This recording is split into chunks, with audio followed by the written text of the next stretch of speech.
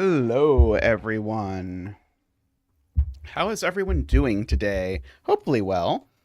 Uh, let's see, announcements. Do I have any announcements? I did post the puzzle we set on stream a few streams ago. Angel is what I ended up calling it. It is a double arrow between line puzzle with perfect symmetry, which I was happy about. So if you would like to give that a go, that's over on LMD. I also wanted to announce that over on Rank's channel, Ranks and I tried to tackle a cryptic crossword, an easy cryptic crossword, which we were nevertheless still quite bad at. So if you want us to spend, if you want to watch Ranks and I spend 2 hours solving a small thing that the Guardian calls their quick cryptic or something like that, the cryptic. I guess they have a quick cryptic, a cryptic, and a cryptic. I would question their branding choices. I will say, as far as I feel like they could probably name their things better. But anyway, if you want to see that, that's over on Rank's channel. It should be close to the top and easy to find. Also, as Tristan says, our regular stream times are now Sundays and Thursdays, due to scheduling things. In theory, now we're going to have me on Sunday most of the time and Tristan on Thursday most of the time, although we, of course, allow for the possibility of flipping that around or whatever. But anyway, so we'll do that. Time of day, we might move around a little bit for the Sunday and Thursday streams, depending if people have opinions or whatever. We can contemplate exactly how we end up doing those. But anywho, it sounds like something. Yeah, Mark would post it. Yeah, Mark would have done it in about a quarter of a second. We did it in 2 hours with lots of cheating. I at the beginning set the over-under at whether we will get 4 clues or not. I won't spoil whether we got 4 clues or not, but anyway. It turns out, by the way, that there's an even easier Guardian puzzle that we probably should have been doing, but who knew? Okay, anyway, that is announcements, I believe. Lots of cheating in 2 brains, indeed. So let's have a look at this. So we have normal Sudoku rules. Okay, I understand that. Digits and cages sum to the clue in the top left. Good. Okay, I'm happy so far. And then we have Ambiguous Battenburg, and I don't even know what regular Battenburg is, so Ambiguous Battenburg will be exciting. Oh, that's right, people did vote for this, I think. I'm not actually 100% sure. Yes, people did vote for this. Sorry. This was voted for by David, Math Pesto, Russ, David, Luda, and Doomdiot. Huge thank you for your support. We have been talking, by the way, about having some content for supporters, like something like a Let's Play or something that is for supporters. I'm not sure exactly if there's something you would like to see as a supporter that you think would make good content. I'm pretty open. We were thinking like maybe more blueprints, because there were a lot of people who were sad that blueprints ended, so we might do more blueprints, or maybe I'll post some harder puzzles or something, or I was considering maybe like the Sudoku Vanius puzzles. I don't know. Anyway, if you're interested, or if you have anything you'd suggest, I'd be open to hearing it. Okay. So now we have, so mark each cell of the grid with one of 2 different colors. It gives an example of 2 colors. Red and blue would be 2 colors, such that each digit appears in cells of the same color. So for example, if 1 is in a red cell, all 1s are in red cells. So basically we have to partition the digits in the universe into 2 types. I will take nominations for what colors we will pick as the 2 types. In any killer cage, all cells must have the same color. Okay, that's interesting. And whenever 2 digits of both colors form a 2 by 2, a Battenberg marking is given. If there is no such marking, the pattern is not allowed. I see. Okay, so any two colors are proper as long as they're red and blue. Yeah, I will take the suggestion of. By the way, I should say this puzzle is by Sujoyku. Hunter and Simon Sweater, excellent. Yes, I love that idea. So we could have a Battenberg that looks like this. Do we like Garian's suggestion there? I think that works pretty well, actually. I think that will be completely good. Oh, we could do yellow and imposter yellow. That's another good suggestion. So yellow and imposter yellow. That is another excellent classic choice of these. I don't know. I feel like now I can actually distinguish between yellow and imposter yellow because I've made this variations of this joke so many times, but probably not either of these. But we'll consider it. Okay, but let's go for purple and yellow. Okay, so 6, 7, 8, 9. So there's definitely a 6, 7, 8, 9 in here. Let's see. Maybe we should color this box. Let's color this box. So we know that this is all Battenbergian, so we can do this. And in fact, actually, because of the negative constraint, we can color that this is purple. So there's 5 purples and 4 yellows, and because of the way that cages work, cages are all one color, so that's yellow. And both of these stretch over into a Battenberg pattern. So that's yellow. Oops, yellow. These are both purple. And now we know that this cage is entirely purple. And so we get more purple and more yellow. Feels almost anticlimactic, doesn't it? Getting so much at once. Okay, so we remember that there are 5 purples. Laura points out I should probably write that in the 5 cage. There are 5 purples and 4 yellows.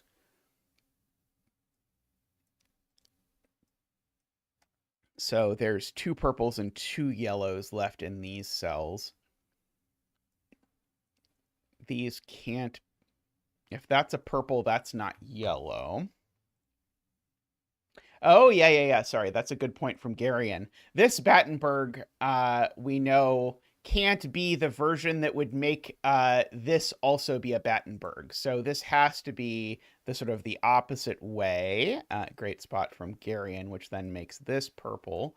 We're going to have colored the whole grid before we do anything somehow. Makes these yellow. Oh, Garian points out, or sorry, not Garian. AFK points out that there's only 4 yellows in the puzzle, and so we can color both of those purple. Hey, João, welcome. Let's see, there's 5 purples, so if these are both purple, these are both yellow. I think that's okay. I don't think that violates anything instantly. That I can see. Let's see, this row has 1 purple and 1 yellow left. Let's see. Oh, that's a good spot from Ron, actually.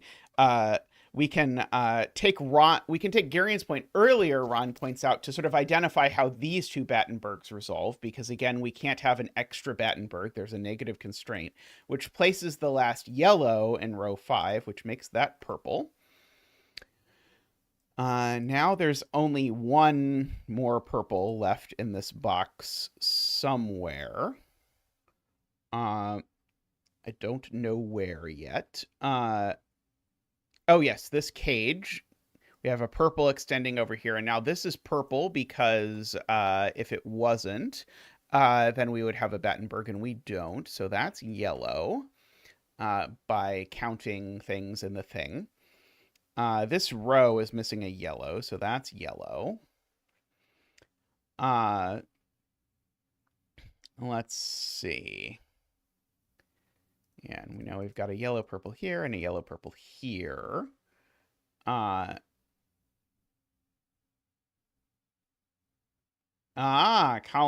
5 points out David. There's only one purple left, and it's definitely one of these two, so that one's definitely yellow. Hey, Dorlier, how are you doing?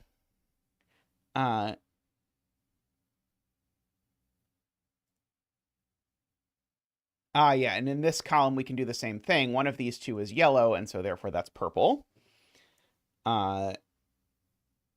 And these we can now say their order because it's one of each. And so it has to be purple, yellow, yellow, purple. And that's going to be purple, purple, yellow, yellow.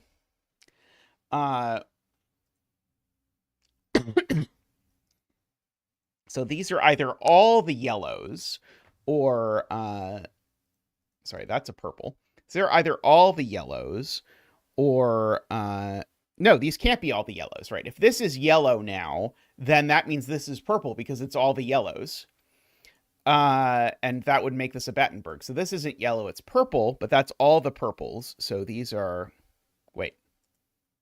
Oh, sorry, no, it's the opposite. Sorry. If this is purple, that's all the purples. And then we create a Battenburg. So this is yellow. Sorry, I said it backwards. Hey, Ian, welcome. That's all the yellows, though. So these are purples. Let's see. Okay, these two can't both be yellow because we already have 3 yellows over here. So these are both purple. Let's see. Oh, row 1, column 2 is now purple. And so now this is yellow because there would be 6 purples in the box if it wasn't. So that's purple. This column has all its yellows, so that's yellow. The box has all its yellows, so that's purple. This row has all its yellows, so that's purple. Now this box has 4 purples, so this must be yellow. That's all the yellows, so that's... Uh-oh. Stop. What did I do? Mistake in column 1. Oh, that is definitely a mistake in column 1. What did I do? Oh, I see. It was when I did that. Right, I miscounted. This is supposed to be purple. Yes. I thought I made like a logical error, but I have no idea what I actually did. I think I made a counting error. So this is yellow. This is still purple. That still does mean this is yellow because it would be too many purples otherwise. So that's purple.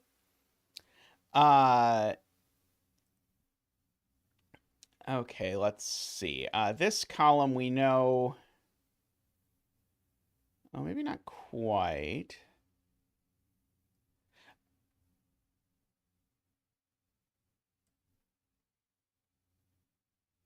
Right. This is there's 2 purples here, is Todd's point.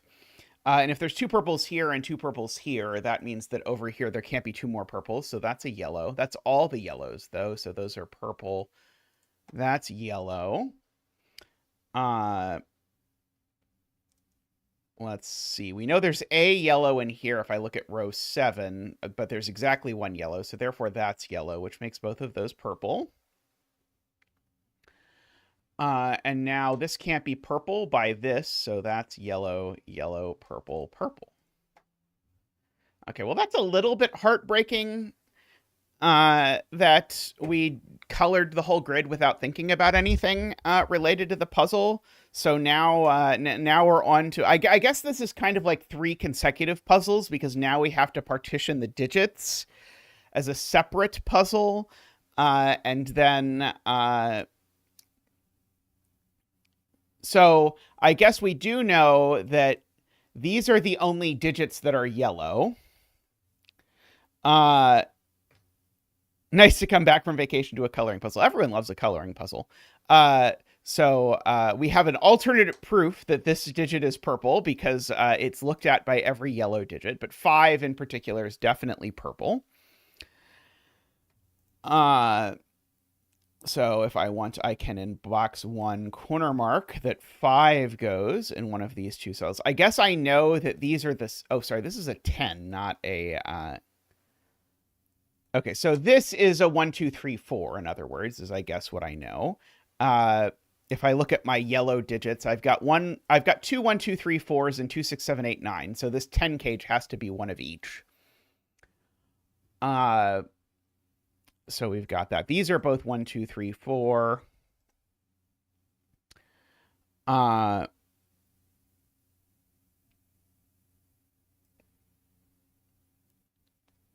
All right, this 13 has to be 4, 9, doesn't it? Because I've got to have a 1, 2, 3, 4. Oh, no, it could be 6, 7. No, it can't be 6, 7, right? Because we know the two high digits that are yellow. The two high digits that are yellow add to 15. So it does have to be 4, 9. And in fact, that's the 4. And we can bring out Zach for the 4 dance, which is one of my personal favorites.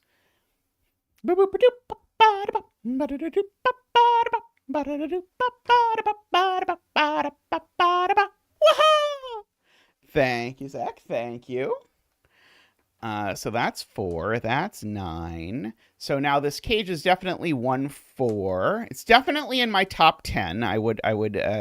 I should someday do a top 10 Zach dances list. So now that's 6, 9. This is of course 1, 4.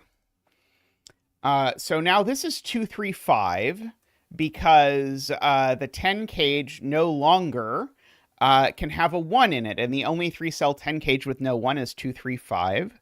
So this is a 1, 4. That's a 1, 4. Let's see. So these are the other ones, which are 7 and 8, right? Oh, right. This is a naked 1. I agree with that.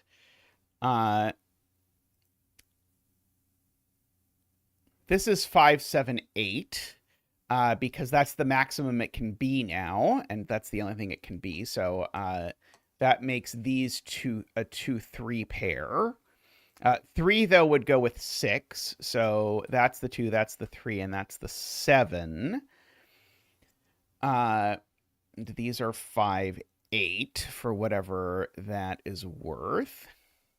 The only way to sum to 7 in purple is 2, 5, because 1 is yellow and 4 is yellow. So this is always 2, 5. Let's see. So one of these is 2. That's not very interesting. This certainly doesn't have a 3 in it. What about this? It can't be 2, 9. It could be 3, 8. It can't be 4, 7. It can't be 5, 6. So this is only 3, 8.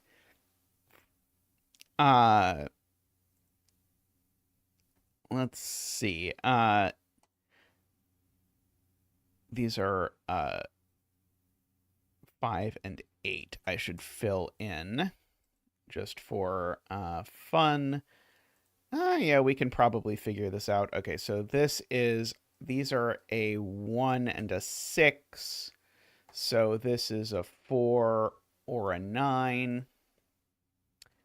Let's see. This is a 6 or a 9. So that's a virtual 6, 9 pair in the row, because we know there's a high digit in here, which is 6 or 9. So this is always 1 or 4. This is 6 or 9.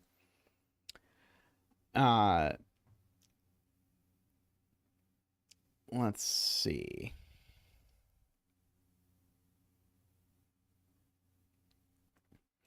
Oh, if I look at the purple cage, I'm being told it can't be 2, 10 or 3, 9 or 4, 8. So it can only be 5, 7. I agree with that, which makes that the 8 and that the 5.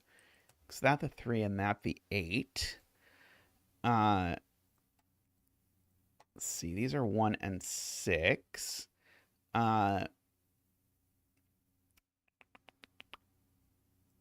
That's not a 2. That could be a 2 still.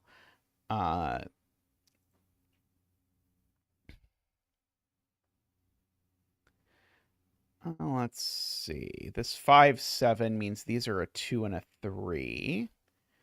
for whatever that is worth. This row is missing 3, 5, and 8. That one seems not to be 8. We know one of these two is a 3. Hey Jim, welcome. When you get to the present, or my present, I suppose. 5 has to go in column 6 somewhere, Gurian points out, and it can only be there. I agree. Make that a 7 and a 5. Means those aren't 5. And then that then places this 5, because the 5 probably... Oh, sorry, it does not place that 5, but it does give me a corner marked 5 looking across, meaning that's not 5. So this column needs a 3, needs a 2 as well in purple, and it can only go there. Meaning that's a 3 and an 8 and a 3 and a 7. These are therefore 3 and 7, which makes this digit an 8. This digit's an 8 as well. So that is not an 8. This digit is a 2. That's an 8 as well, it would seem, by Sven in box 1, as is pointed out by AFK. Let's see. We do have Sudoku on 8s pointing over here. Not very interesting. We do have, yeah, not quite, on those. Let's see, 8 in box 4. Yeah, 8 in box 4 is placed. I agree. Which makes that the 8 in row 5, which does then give me the 7 and the 5.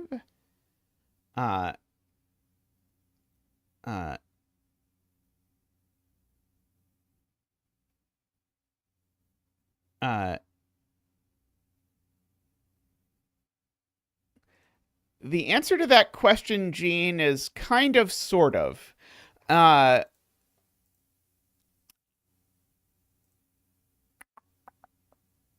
7 in row 1, column 1. I don't think 7 is in row 1, column 1. Oh, 7 in column 1, sorry. That's a 7, which then makes that a 5. Which then makes that a 5. Yeah, purple and yellow are really their own puzzles. I agree with that. That is a good way to think about this. This is also a 2, 3. That's not a 7, and this row needs a 7, so that's a 7. Which makes that a 3. This is a 2, 3, and it's not a 3, so it's a 2. And that's a 3, and that's a 2, and that's a 3. Let's see. 2, 3, 7, 8, and 5 is the other one. Let's see. We do need a 3 in one of these cells. It's that one. So that's a 7. An 8 and a 2 up there. Looking across, we need a 5, which has to go there, and a 7, which goes there. 3 there. 2 there. 7 there. 2 there. Okay, so surprisingly, purple ended up done before yellow, but I suspect that is just out of nothing in particular. Okay.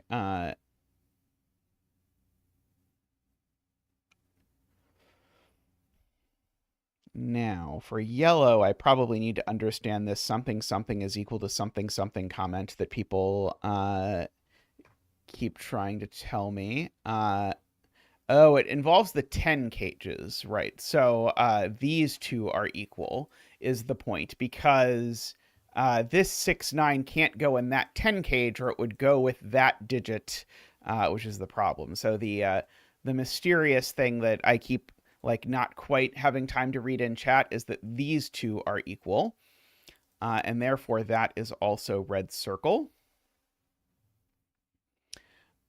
So that is the 1-4. It wasn't explanations. It was just always, as I was mentally processing it, I saw something else to do, which is usually how it sort of works in my head. Is I start a thread in my head processing what I read in chat, but then if I see something else first, I just do that.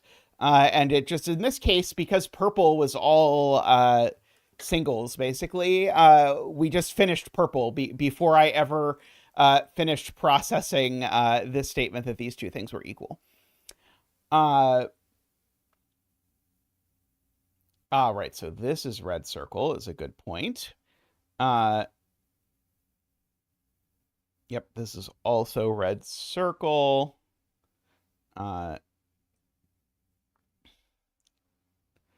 Let's see. Do I need to also color the 1-4s? Like make this red X, so this is red X. That sounds unpleasant, but possible. I guess that means that... Oh, no, it doesn't mean that that's red X.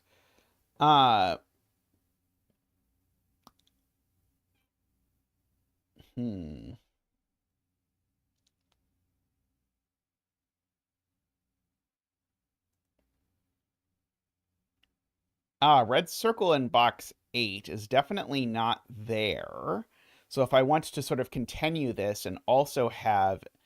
I guess I could have this be orange circle, because this is the other. Maybe orange is a bad choice. Blue circle.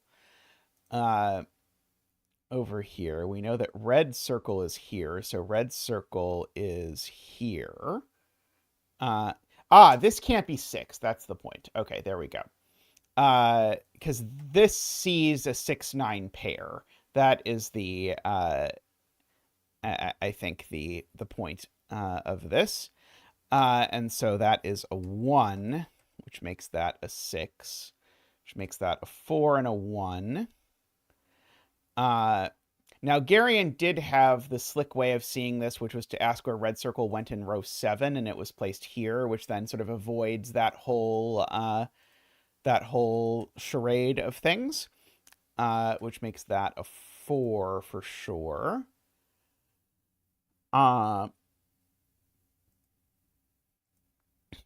Let's see. This is 1, 4, or 9. Hey, Ian, how are you doing? Oh, that is applause. Excellent. 4.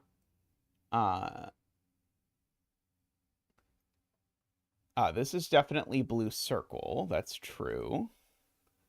So this is blue X.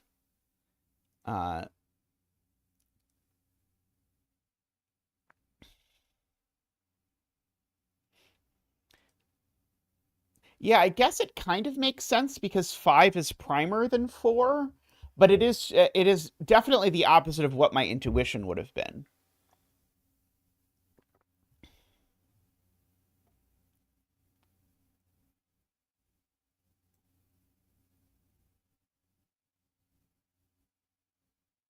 Four in box 2 is in one of these places.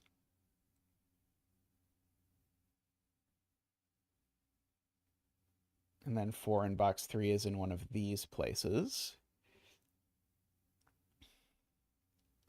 Is that what you're suggesting, or am I missing an easier sudokuing? And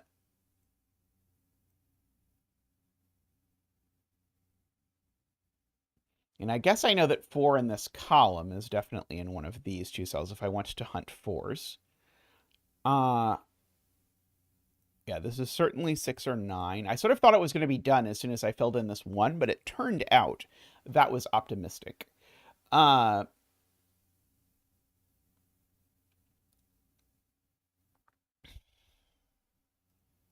These 2 is 4. Yeah, I do know one of these 2. Oops, sorry, one of these 2 is 4. I can corner mark it. Well, I'm glad we were optimistic together.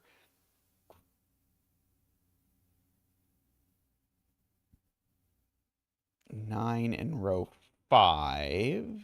Yeah, 9 in row 5 is in one of these cells. So this is not a 9.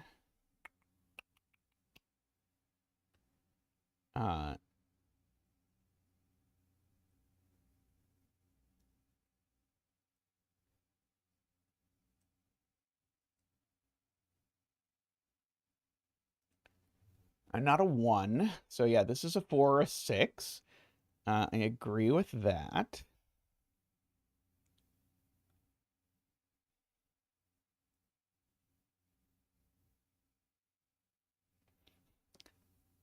Right, this isn't blue, this is red. I do agree with that from Chef of Death. Row 2, column 5 is equal to row 3, column 3.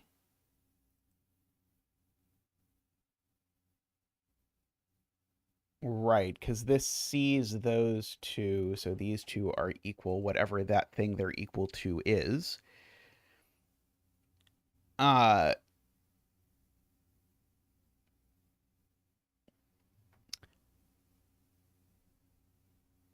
It can't be blue circle because these two are the blue digits. And this is so there's a blue 1-6 and a non-blue 1-6. And so what Chef of Death is saying is that this is the non-blue 1-6 because the blue 1-6 is up there. Setter in the chat. Welcome. Yeah, I mean, it sounded really good. I really liked the deduction. I'm not sure it does anything. I can like red flash this. That will help make all of this more sensible, right?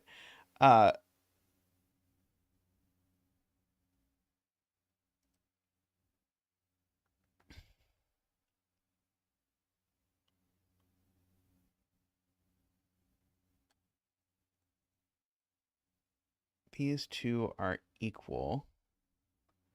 So they're 1 or blue circle. Agree.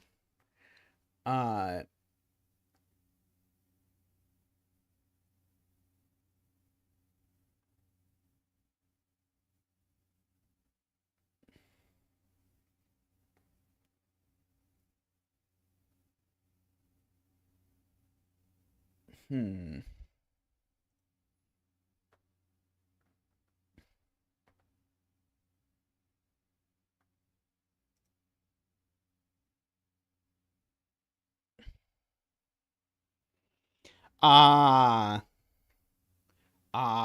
That's okay. That's very clever. So Chef of Death's point together with Garion's point gets us there.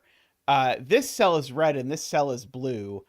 Therefore, these two are a red-blue pair. Therefore, they can't sum to 10, which means these two also can't sum to 10 because the yellow digits sum to 10. But if this is 4, they do sum to 10. So that's a 1 and that's a 4. In order to make that work.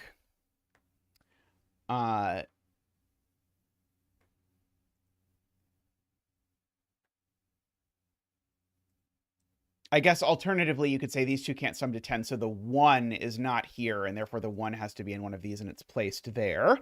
Applause, question mark. Yeah, I'm quite hesitant with the applause at this point, because I thought it was done 3 deductions ago, and then it turned out I was being optimistic. One of these is a 1. No, it's that one. That one's a 1. The 1 is just placed.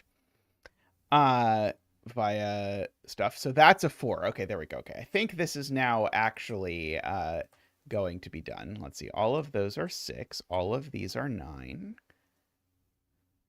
And the sky is gray.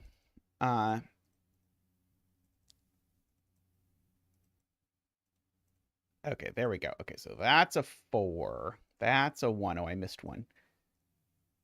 So that's a 6. And we could probably uncolor it. It really felt like that cadence, didn't it? So that's a 4 by Sudoku. That's a 4. That's a 6. That's a 9. That's a 1. That's a 6. That's a 9. Uh, oh yeah, we can definitely mark. We're like way past the point where I can mark. So 91949.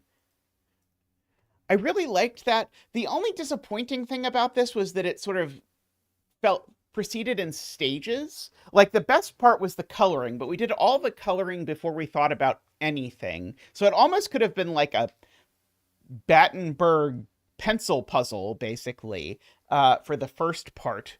Uh, it would be really hard, I guess, to sort of make it so that there's interesting interactions between the sort of layers so that the coloring requires you to think about it, but it would be sort of it would be more satisfying, I guess. Maybe it's the negative constraint. It's probably the negative constraint that makes it sort of like so forcing that you have to like do all of the coloring basically.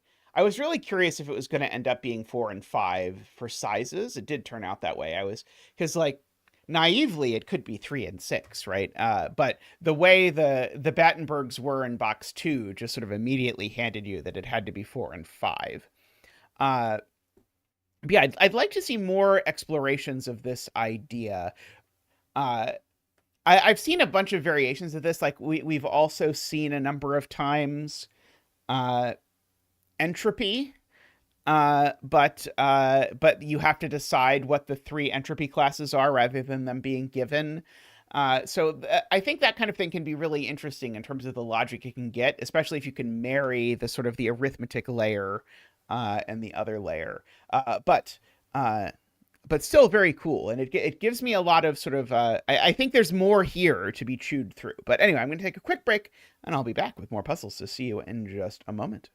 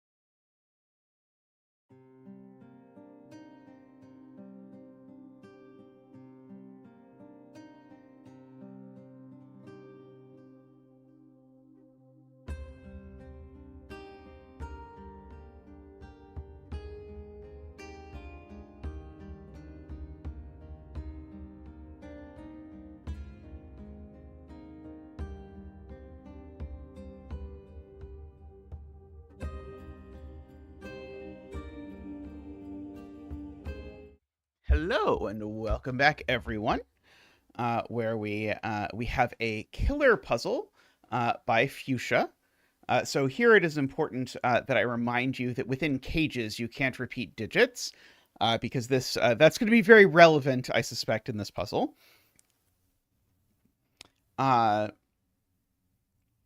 So we have some nice little secret application because in box 1 you can see that 28 means that these two need to sum to 17, so they need to be 8, 9. Or if you want, the 7th triangular number is 28. That one probably comes up the least.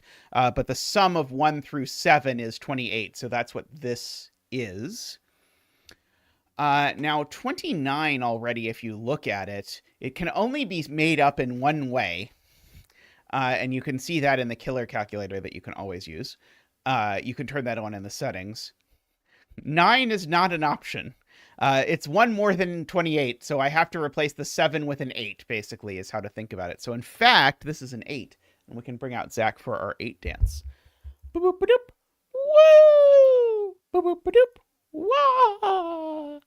Boop-boop-a-doop. Wee!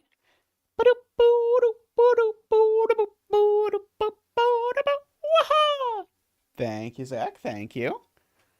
So that is an 8, and that is a 9. And so over here, we have the same story, as is pointed out, where these are a 1-2 pair. Except this 41 cage is omitting 2 digits that sum to 4, so it's missing a 1 and a 3 if you want, or you can just look at the killer calculator thing. Either way, the point is there's not a 1 in this cage, so that's a 2 and that's a 1.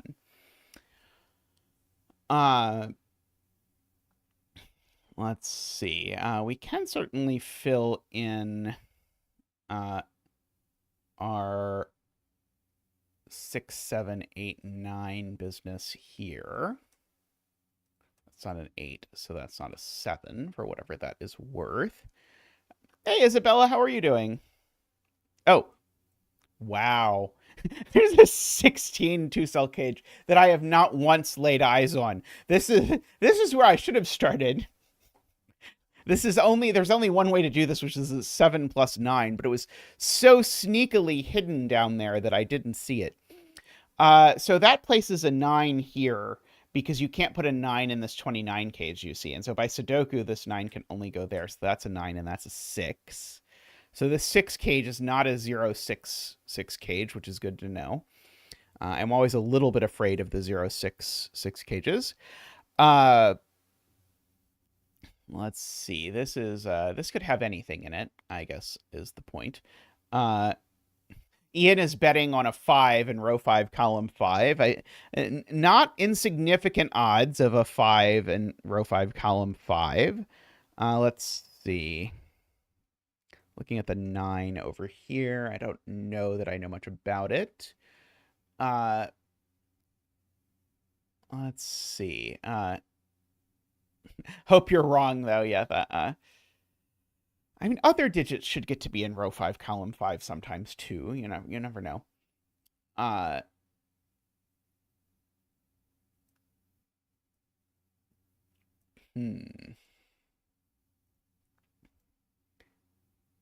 Okay, we don't have a 1 and a 3 in here.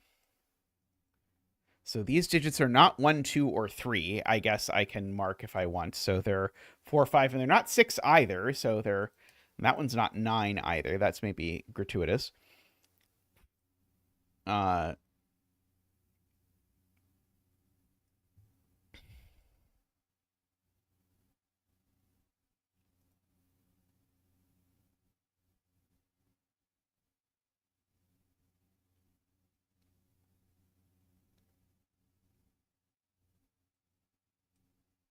7 in column 3, AFK points out, goes up here. Hey, Fuchsia, welcome. Our setter is in chat. I'm trying to look for, like, are there any cells where I can force that cell to be in, like, the 16 cage or something? I haven't found any yet.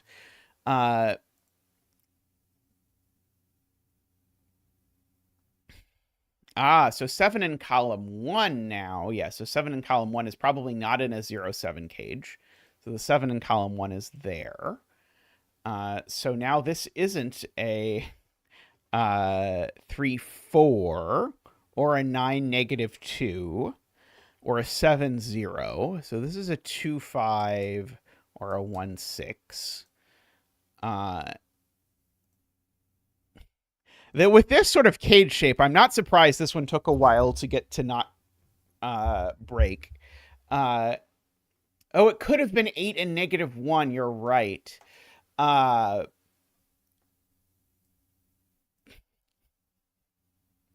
2 in row 3 is not in this box. Because funnily enough, I can't put 2 in in any of these cells. Let's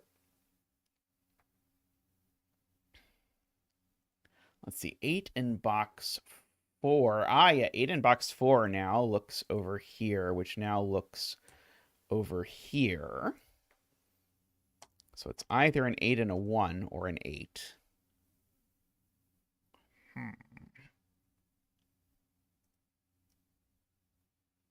The 6 cage has 3 options for each cell. I'm going to try not to do that, but I'm a little afraid I'm going to have to.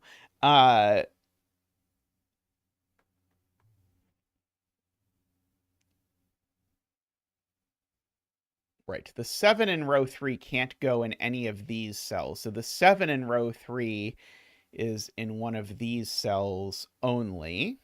Oops.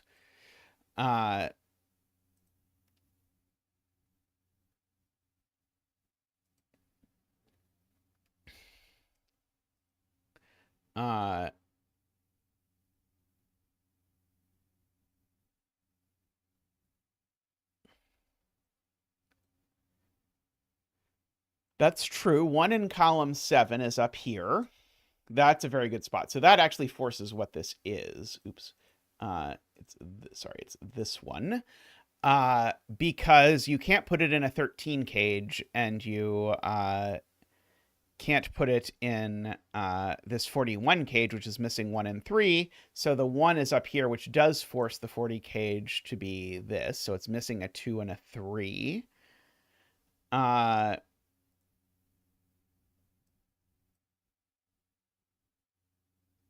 So 2 and 3 are over here somewhere. Okay,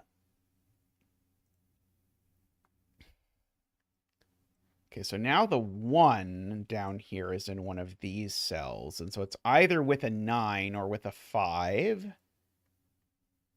Yeah, 9 in box 3 now is worth noting.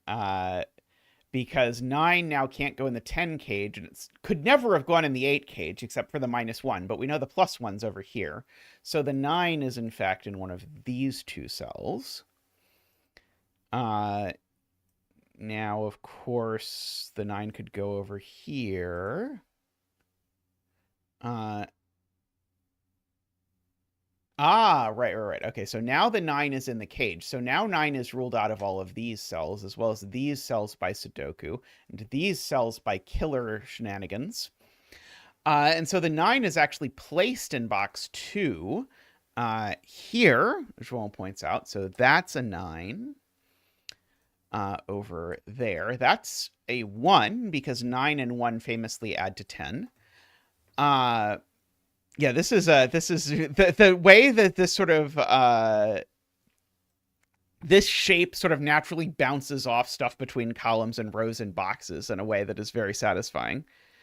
I was about to try and place 1 in this box, but I realized that's not a thing.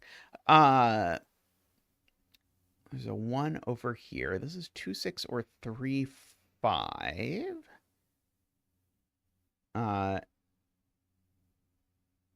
I meant to think about 9 in box 8. Can it go in this cage? It can go in this cage. Can't go in any of these cells, though, and it can't go there. So I guess the 9 is in one of 3 cells. Oh, actually, I should... Oh, no, not quite. I was going to ask where the 9 went in this cage, but it can sneakily still go there.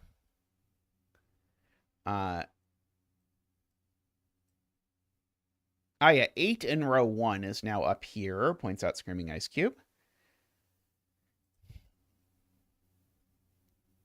The 7 cage in box 4 is 1-6. Then the 29 cage can't get a 1 anymore.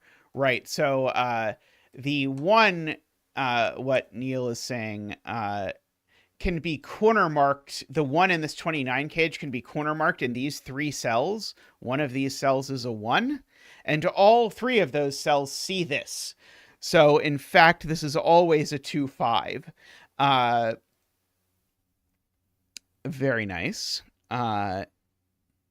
So this isn't a 2-11 cage anymore.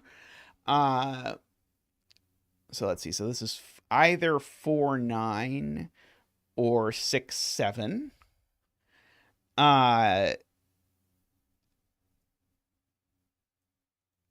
Let's see. Very logic-y.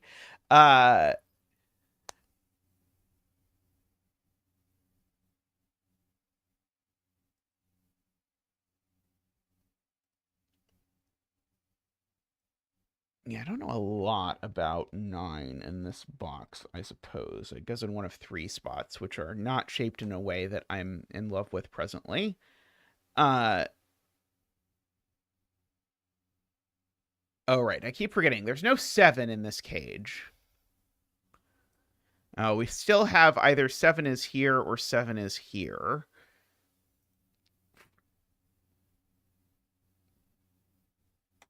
Stupid row 3, column 6. We could just remove it from the grid, and then we won't have to think about it anymore.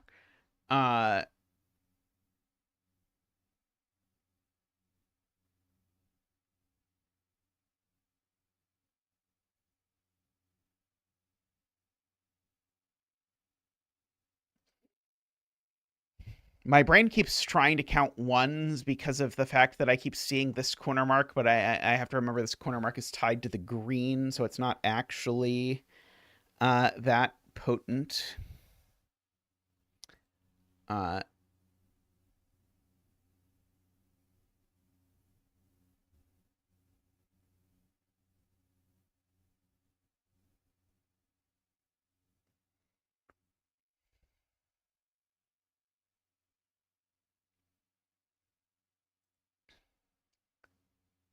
Yeah, the 30 cage is missing 2 digits that sum to 15.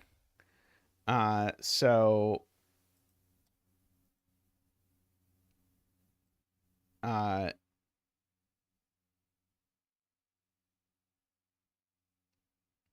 let's see. So we're claiming that the 30 cages 1 is placed. I see it's not there. It's not there. I don't think it's placed, though. Box 4 doesn't have marks. Green has marks. It's the cage that has marks. Yeah, it's weird corner marks. We needed those weird corner marks to note that they saw this cage. But it does cause like a weirdo X-wing kind of thing between the ones. But yeah, I guess this is just the most classic possible Zach wing between these, but I don't think it rules 1 out of anything that we didn't already have 1s in.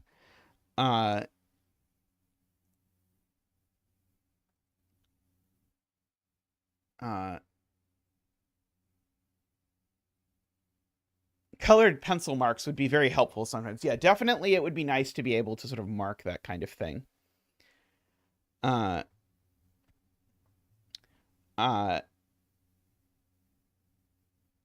see.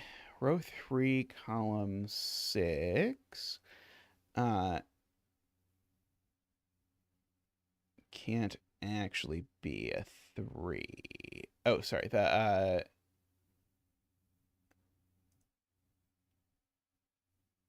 yeah, this cage is missing 2, 3. I agree with that. So the 2 and 3 in this box are sort of like layered into these 3 cells by mooshing.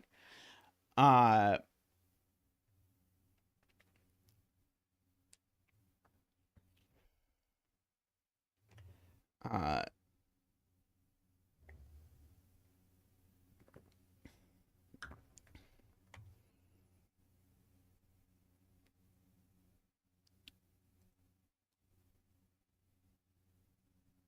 row 2, column 7. That's right. This goes in the 29 cage in box 2. That's true.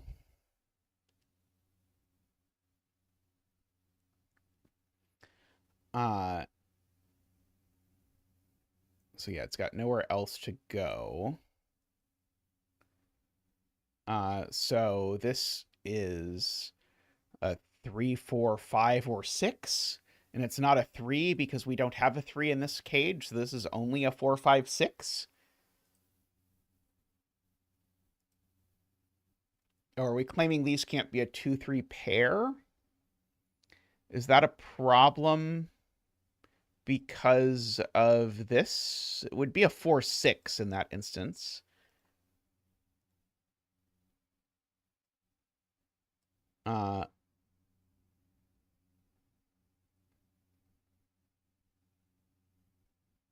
Oh, Lord. Wow. Yeah, absolutely, Ian. 1 in column 1 is placed because of this 8 corner mark. So you can't place the 1 here. Can't place the 1 here because of that. And so the 1 has to go up here. But in this box, we have a true corner mark on 1s, which is over there. Wow. So now... Oh, no, sorry. That doesn't tell me anything about this.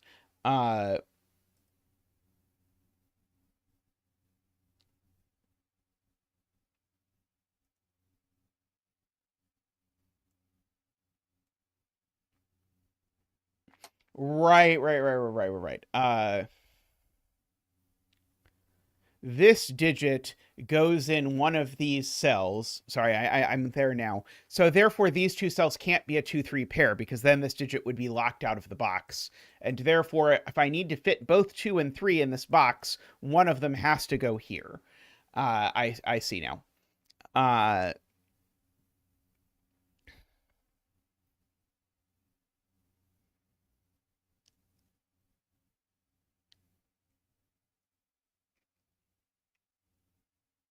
So these are from 2, 3, 4, 5, 6, if we want to mark that. That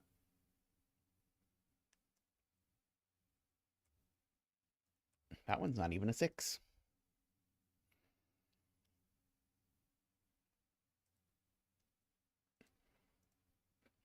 Yeah, I wasn't really paying attention to the fact that this is taking up space in these two cells is really what the point was. Uh,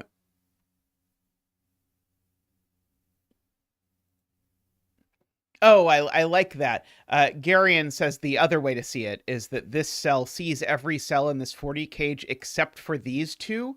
So it can't be anything except 2, 3, 1, and 9, but it can't be 1 or 9 either because those are in the box. I like that way best, but both ways work. Uh,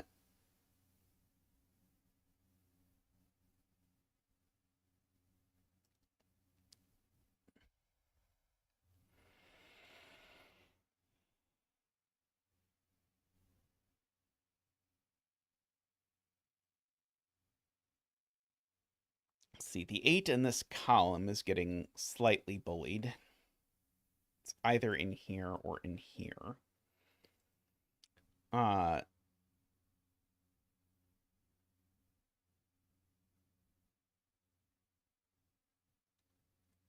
Nine in this box isn't quite as restricted as I would hope.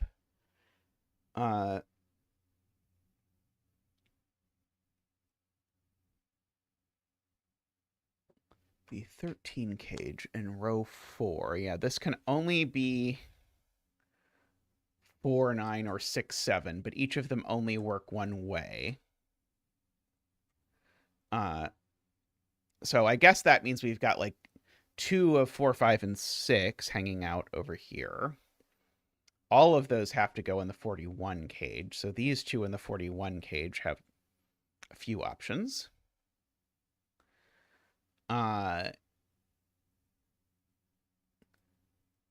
So So if we can rule out 1, 5 from here, we'll have a virtual 4, 6 pair because we'll know that this is either 0, 6 or 2, 4.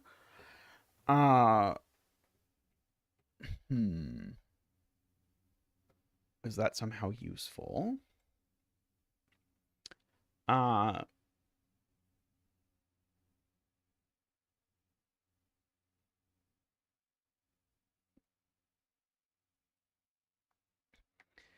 Let's see. If this 10 cage is 4, 6, 8 cage is 3, 5, and we have a problem. 3, 5, 6. This is not 1, 9 or 2, 8. So this is 3, 7 or 4, 6.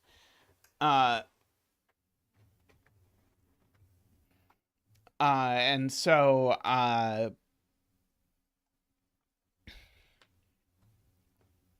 the point is we have a virtual, no, we don't have a virtual 4, 5, 6 triple, but the point is we have 2 of 4, 5, and 6 in these cells is the way to say it. And if we have 2 of 4, 5, and 6 in these cells, we can't have 2 of 4, 5, and 6 in these cells, so this can't be 4, 6, it's 3, 7. That will do it. And if this is 3, 7, then this is 2, 6. So that's not a 6. So this isn't a 6 either because this 4, 5 goes over here. And now remember we needed 2 and 3 in here, so now that's the 3.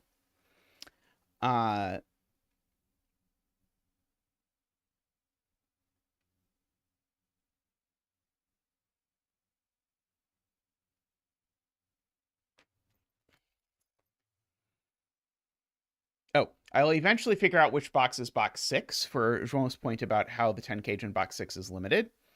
So it's not 3, 7, and it's not 4, 6. So it's either 1, 9 or 2, 8. Which gives us a virtual 1, 2 pair, I guess, between the 6 cage and the 10 cage.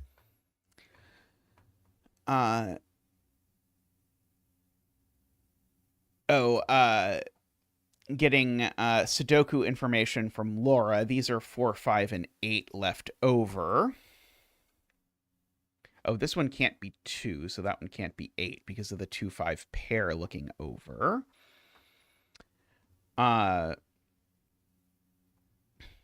Very good.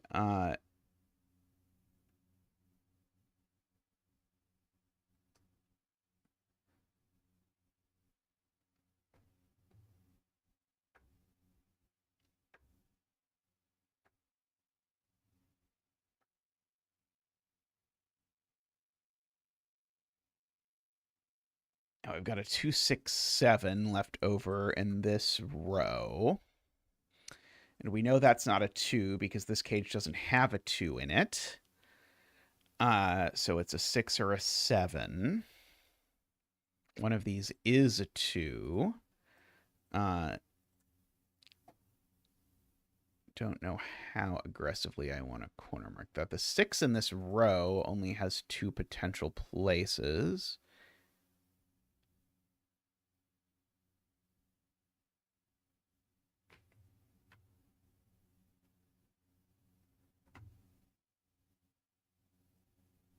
We do know, that's a good spot from Ron, we do know one of these two is a 2. And therefore none of these are 2. I guess in particular, that's the one that we know isn't 2 now. And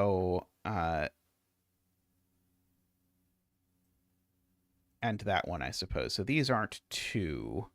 And of course, none of these are 2. So we've got sort of, if only this were some sort of diagonal Sudoku, we might be able to immediately use this. Oh, that's not 2 either. So the 2 is only in one of these 2 spots. Seems potentially useful.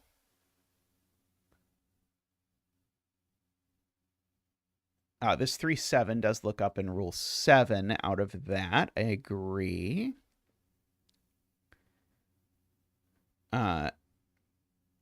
I eventually saw the 2-5 pair, even though it took longer than one might consider ideal. Uh,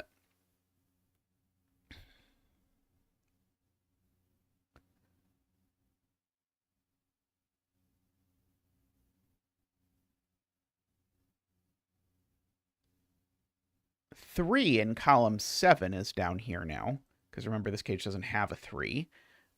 So there is a 3 down here. Uh,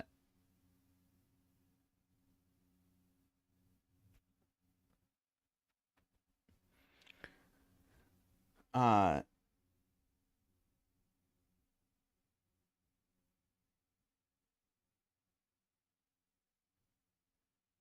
so row 3, column 6 in box 3. So in box 3, it's got to be in one of these cells, which means that it is from 2, 4, 5, 6, 8. However, if you look at it, it's not 8 and it's not 2. So this is only a 4, 5, 6. I agree. Uh,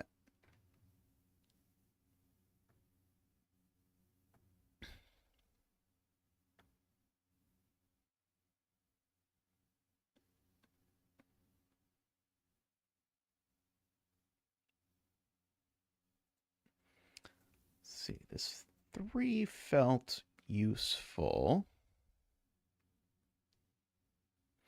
Yeah, 3 in column 9 now. Now with that 3 over here, now none of these can be 3, and so we look for 3 in this column, but it can't go in a 6 cage because it would go with another 3. Can't go here, and so it goes there, making that 3 and 7, and making one of these two 3. I don't think I know which one yet.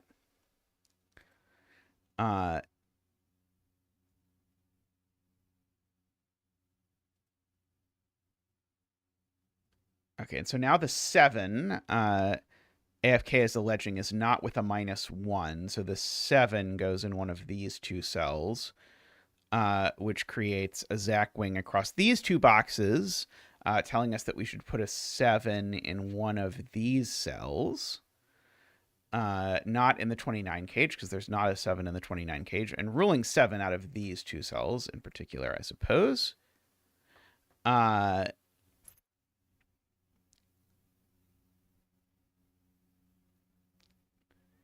So 7 in one of these two cells, just by continued sudokuage.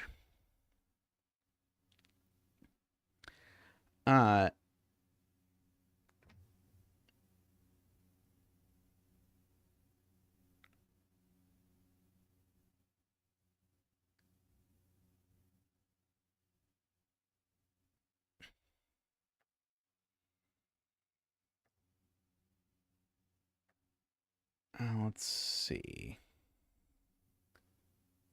I guess I know a little bit about this. It's 1, 6 or 2, 5, and the 1 doesn't go there, so the 6 doesn't go there.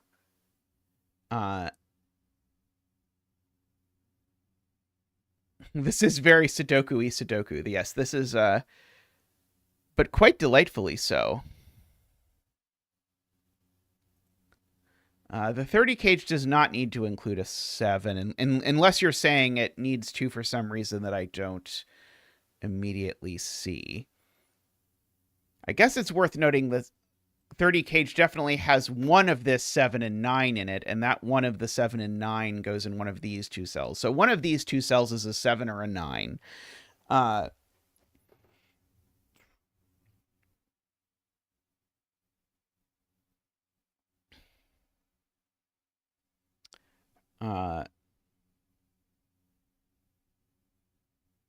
That is true. We do get a 7 in one of these 3 cells.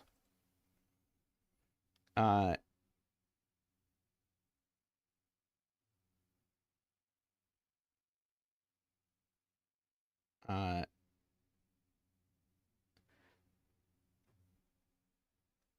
the 3 in row 6 is being called, so Yeah, so this corner mark 3 rules it out of these. This 3 snipes it from there. And so the 3 in row 6 is now only here per Josh. So that's a 3, that's a 7, which places a 7 there. Uh,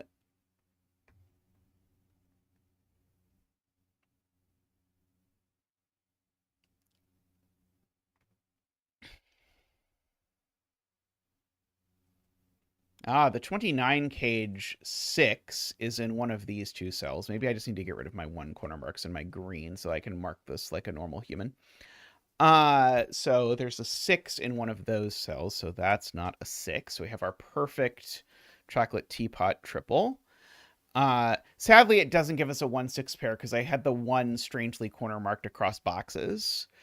But that 6 looks down at least. Does that give us anything over here? Well, the 6 doesn't go there. So the 6 is in 3 places. Yeah, and it was my fault for leaving this for so long. I thought it was going to resolve when we resolved the 7 cage, but it turned out that I was wrong. Uh,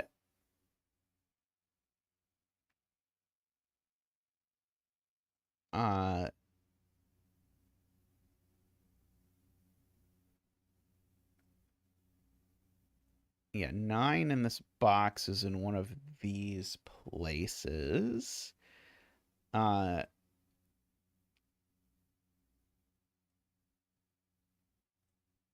6 is, I suppose, in one of these places.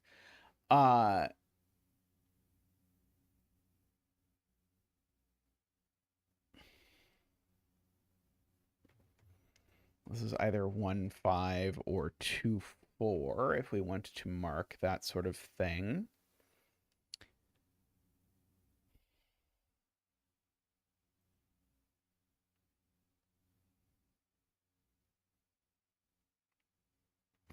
Let's see. What do we have left in this box even? We've got a 1 to place. We've got the 2, 3. We need a 4. We've got the 5. We need a 6. We got the 7. We needed an 8. And we know those aren't 8. We know these aren't 6. I know this 2-5 has something in common with this 6 cage, so that thing goes in one of these cells, but that doesn't feel incredibly useful.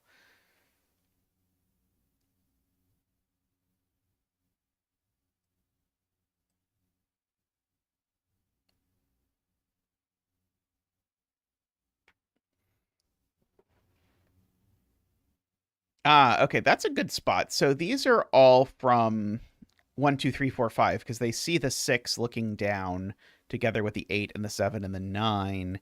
And so we definitely have either a 6, 9 or a 7, 8 in here. Uh,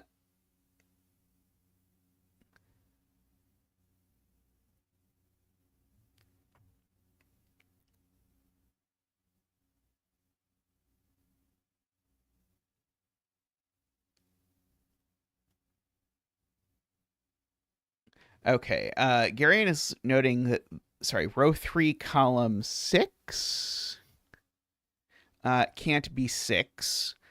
Uh,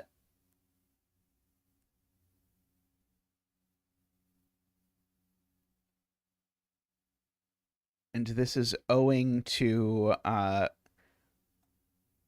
what would happen down here. So if, of course, if this is 1, 6, it doesn't work. If this is 2, 5, then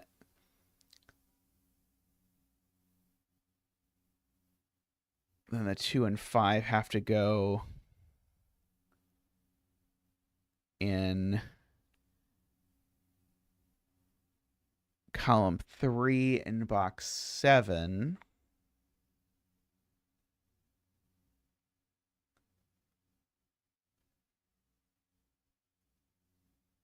Right, they would go over here, which would make this a 7.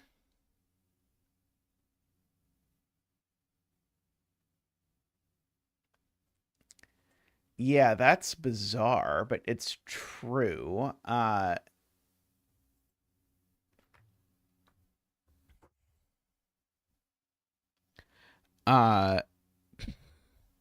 yep, I agree. Yeah, the through some some shenanigans really involving the two here. Uh, this is like a Y wing with an extra step or something, kind of. I feel like there's a way to explain this. I also have a suspicion that this is not the intended step, uh, but it's cool. Uh, QYZXP wing, yeah. The uh uh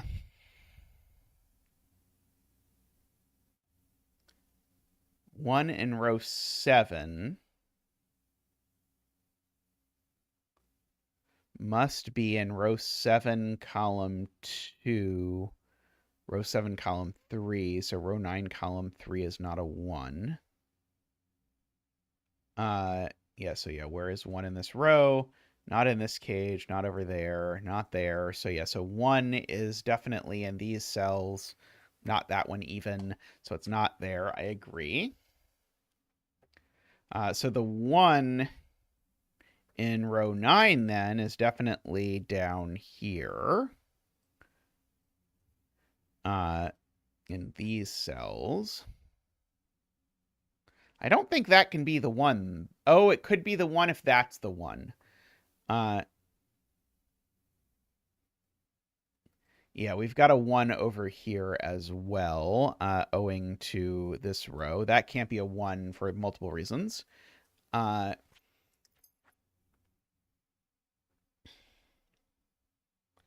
uh,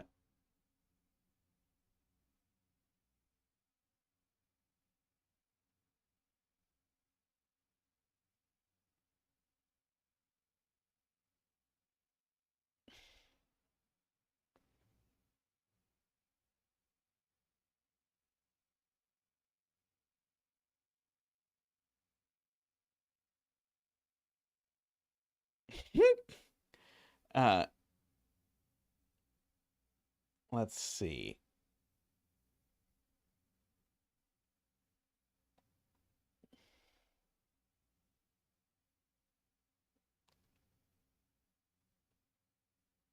For row 7, column 3 is the 1. Then row 4, column 5 is also a 1. But that seems to work. Uh, uh, if the 30 cage has 6 and 9, placing them is a problem for box 8.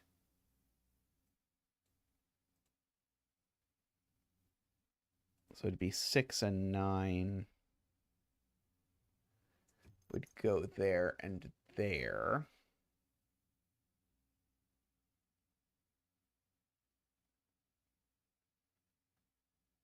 Oh, right. Okay, yeah, the that causes a problem for the 7 cage, right, because the basically the point is this digit can't be a 6, because if this digit was a 6, then it would push the 1 here, making this digit a 6.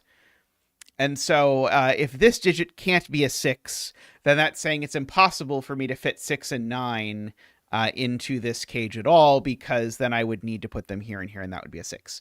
So I can't do that. So the 6, 9 is missing. So that means we have a 7 and an 8 in here. Neither of those is the 7. That means the 9 is in one of these two cells now, just by virtue of not having anywhere else to go, which now means that's not a 9. So these are from 4, 5, 8 only, even.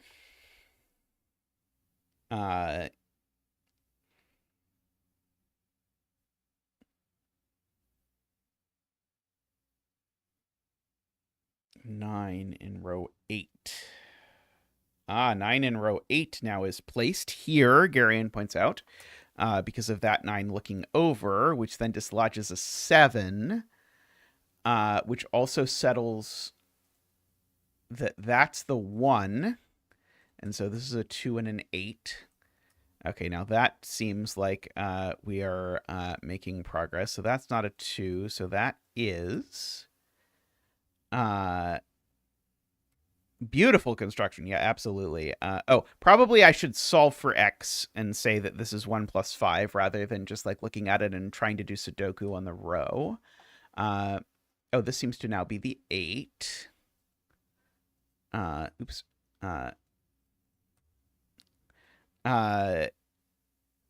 Yeah, worth the effort. I know you mentioned it took a while. No 2 here, no 2 here. Okay, if neither of those is a 2, then this is a 6-1. Okay, that's a 4-5 pair inside the 40 cage. That's not a 5. That's not a 1. That's not a 7. That's not a 1. Oh, so now the 7 is placed, which makes that a 6. 2 and 7. 5 and 2. Okay, these are 7 and something. 7 and 8, I guess. And apparently they're 7 and 8, and we know them. So that is a 9 and a 4, and a 5 and a 4 and a 4. And a 4 over there. Hey, Tall Cat, how are you doing? 8 over here. So we've got our 2, 5 over there. No 4. The 9 in this 41 cage is placed. It must now be there. Row 3, once this digit filled in, it can have it if I'm willing to count. It's a 6. I hope it's happy now. Let's hit mark.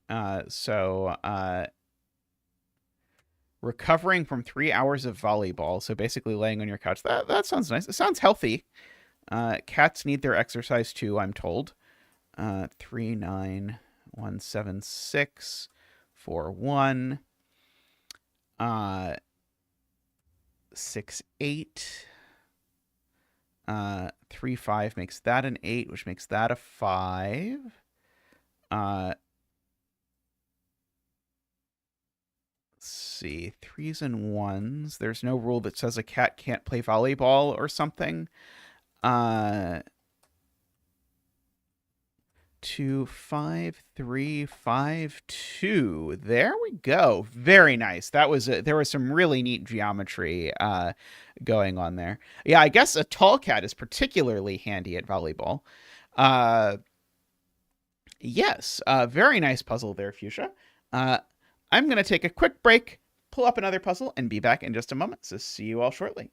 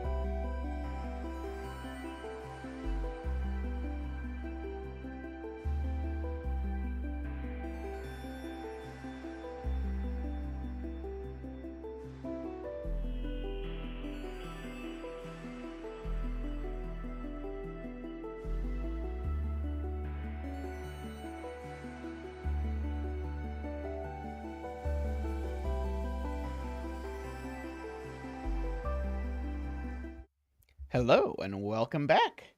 Uh, I have been looking forward to doing this puzzle for a bit.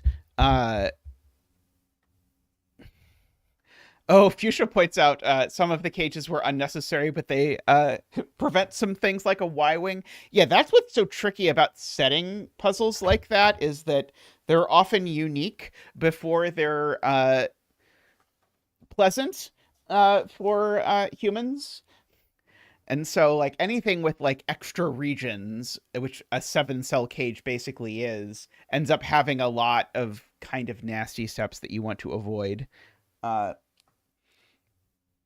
and yeah, generally, I would rather not find Y-wings in puzzles unless it's very well telegraphed that that is what I'm doing. Uh, yes, sujoyku getting a little extra love today. But I wanted to do another equal split lines puzzle because it's something I've kind of wanted to set with, but I haven't yet. But let's have a look. These work, if you've seen region sum lines, they work just like region sum lines, except instead of box borders, they have dots. However, there's one requirement to make it work, quote, just like region sum lines, which is, and Sujoyku convinced me of this over time. In a region sum line, your sum can't have any repeated digits, so it works like a killer calculator or whatever else.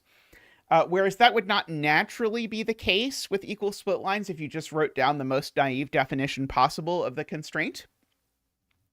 But Sujoyku discovered it works better if you just force that. And so there's an additional rule that digits can't repeat inside sums. So even though like this could be a 3 and this could be a 3 in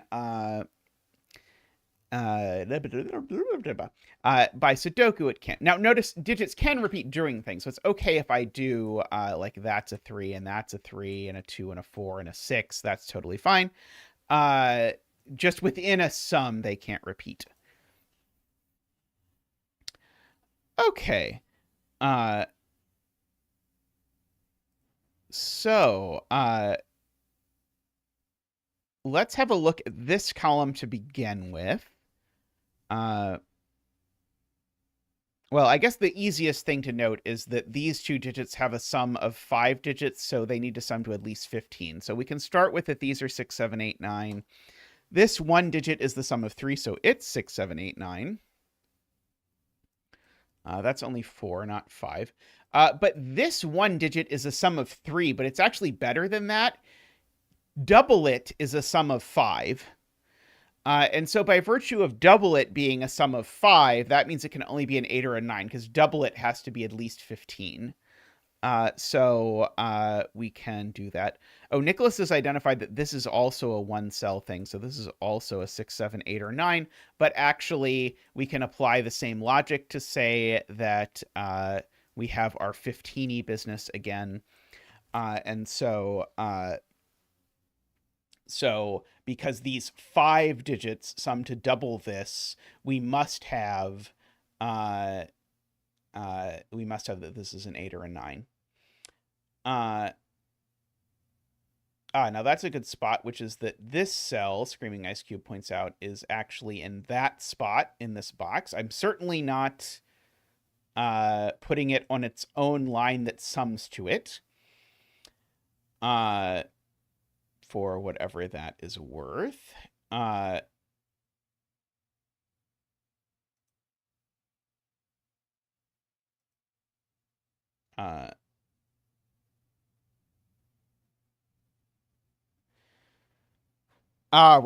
We can do much better. So these 6 cells sum to double this, AFK points out. But these sum to a minimum of 15, and double this is a maximum of 18. So I think this is 1, 2, or 3. AFK claims it can't be a 3, but I don't think I see how AFK has gotten that right away.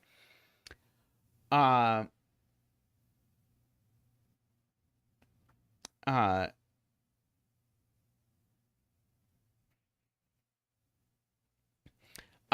Garion points out that if this is an 8, we run into a problem uh, in terms of what that makes this two-cell sum.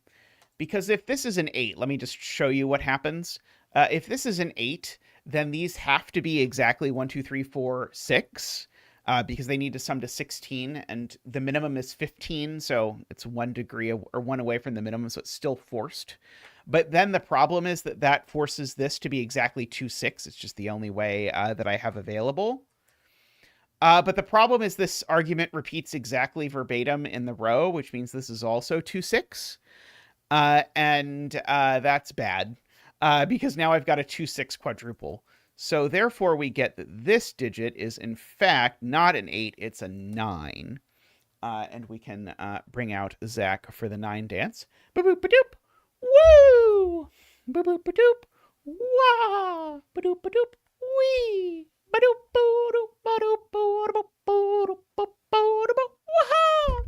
Thank you, Zach. Thank you. So this is not a 9. This is not a 9. This is not a 6. So if this is a 16, then this is a 1, and these are a 1, 2, 3, 4, 5. Because we actually know the minimum sum of double this is actually 16, but 16 would work theoretically. So this would need to be, oh no, sorry, this would need to be 2, 5 in that universe or something like that. I'm not quite sure. But that means these sum to 18 for what it's worth, and that these sum to 18. Or these just outright sum to 9 if you want. Oh, that's a good spot. Okay, excellent. Red circle can't be 9 from Garion because then you can't put red circle in row 7. Red circle can't go in either of these cells, and certainly can't go along this, where the highest I'm allowed to put is a 7, and can't go in a box with that. So, and can't go here because this is also a max of 7. And so this needs to be an 8. Very good. Which does give us the 1, actually. I love that. That's very cool. So these are 1, 2, 3, 4, 5, which means these are 6, 7, 9 exactly. The 9 within this box, therefore, is in one of these 2 cells, just by good old-fashioned sudoku. There can't be a 1 along here because I need these 2 to sum to 7. So it's either whatever or whatever. So there's a 1 looking down here, which gives me a 1 over here. Let's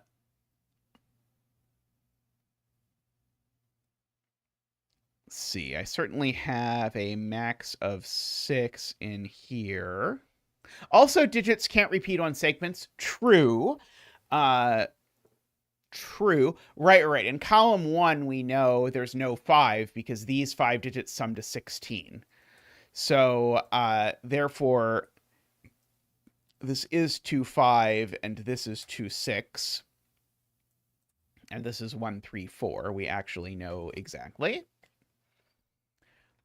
So that means that the rest of this column is 5, 6, 7, 8, 9. That's too many digits. Oh, it's not 6. There we go. 5. Now it's not enough. Oh, 8. 8 is in there, but it's not there. There we go. We got there eventually. This can't be as large as 8 or 9, though, because if this were an 8 or 9, this would sum to at least 18. So this is only 5 or 7. Oh, this is also an 8 sum, Ambrose claims boldly. And so this 8 sum cannot be 3, 5, or 2, 6. So it's 1, 7, and we know the order. So that is not a 7. Annoyingly, that can still be 1, or we would know that this suddenly had to be huge.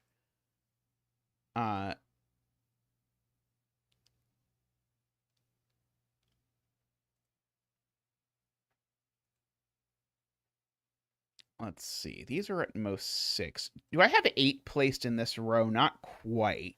No, I do. 8 is placed in this row, right? Oh, not quite. But 8 can't go in any of these cells. So the 8 is definitely over here. Oh,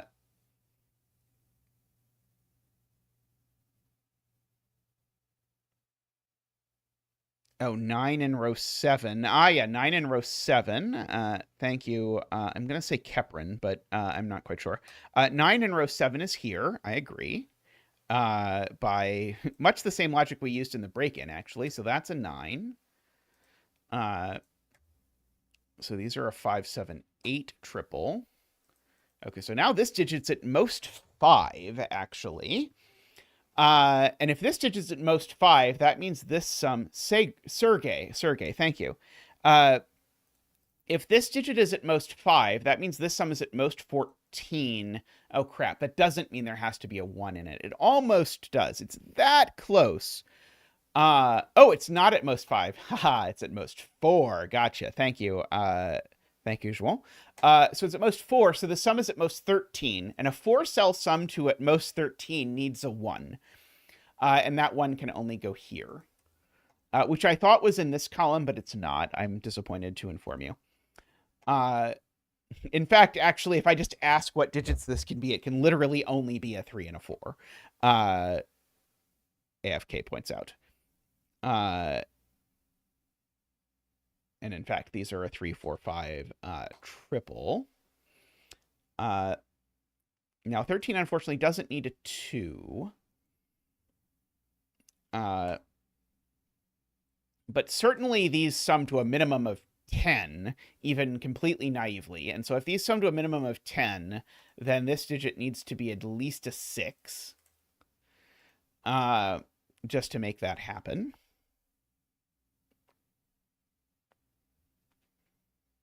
That 1 looking down here is very helpful. Because this line needs a 1. And so that 1 can't be there and it can't be there. So it needs to be over there. So that's not a 1. Thank you. Okay,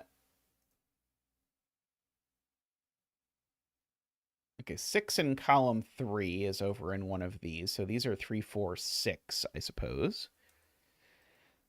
Let's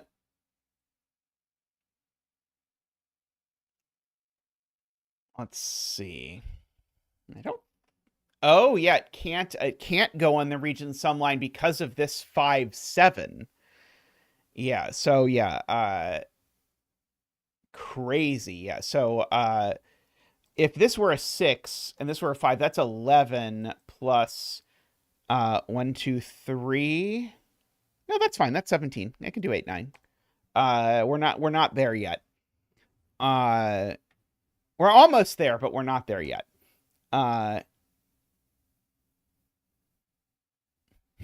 How'd I get 18? I believed it. Yeah, the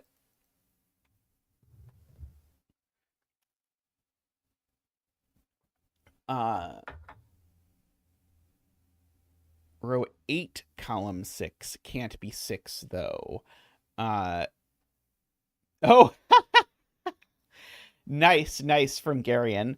If this digit is 6, it makes that digit 6, which is a problem because it makes this digit the sum of 4 different digits. So this isn't a 6. Adorable. Silly, but completely adorable. Let's see. We might have a 1 over here. These might be a 2, 3, 4. The 7 in this row is either here or it's over here with the 8, where that's a 7, 8, but I don't quite know what to do with that yet.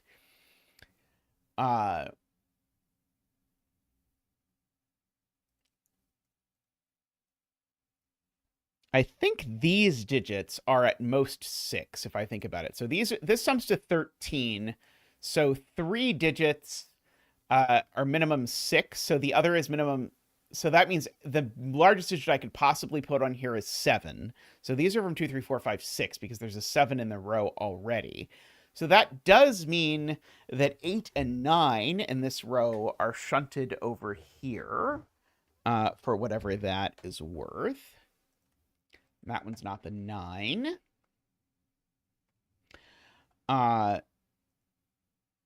Probably means this really wants to be 8, but not quite. Ah, yes, yes, yes. Okay, so now Garion would like us to crisscross the 9s in row 3 and column 7. So in row 3, the 9 is over in this box. Well, in column 7, the 9 is also in this box, and so the 9 must go exactly there. Which does tell me the 9 goes along this shebang somewhere.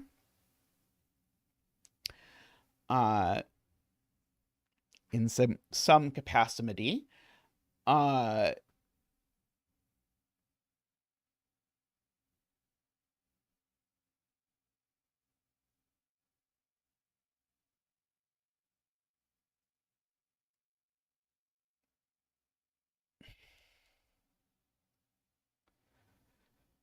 So Screaming Ice Cube is asking what happens if this is 2, 3, 4. If that's 2, 3, 4, then this is 1, 8. Is there an immediate problem I should see with that being 1, 8?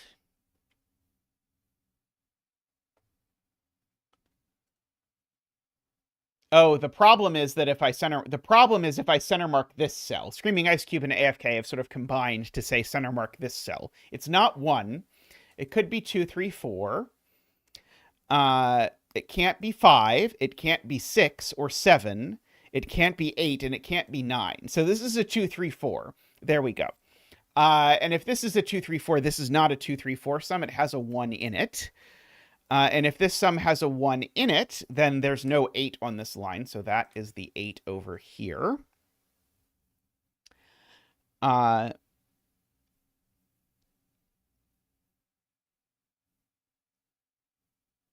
Now, I don't think I know that this has to have a 1 on it.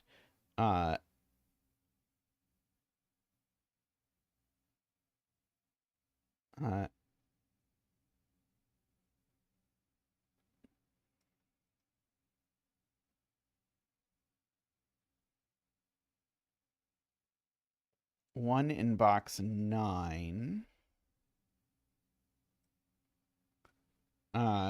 1 in box 9 can't go over here, right? Because it would need to go with an 8, and we've established that's not what happens. So 1 in box 9 goes over here somewhere, which indeed places 1 somewhere along this line.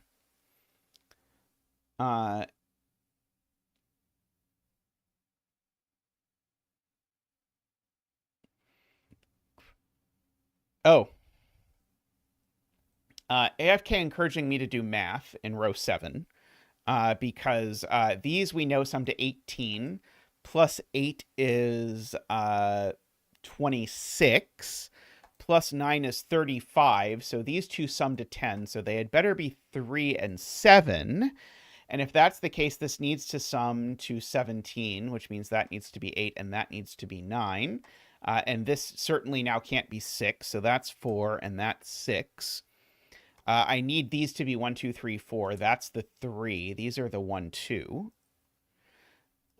So that is a 5 and an 8. That was very nice. Good use of secreting. Doing math is cheating. I think this is my favorite of these puzzles I've done, by the way. I think this is the 3rd or 4th equal split lines puzzle I've done. I think this is my favorite of those. I really liked the break-in with the red circle couldn't be 9. That was so clean, and so that was very very satisfying.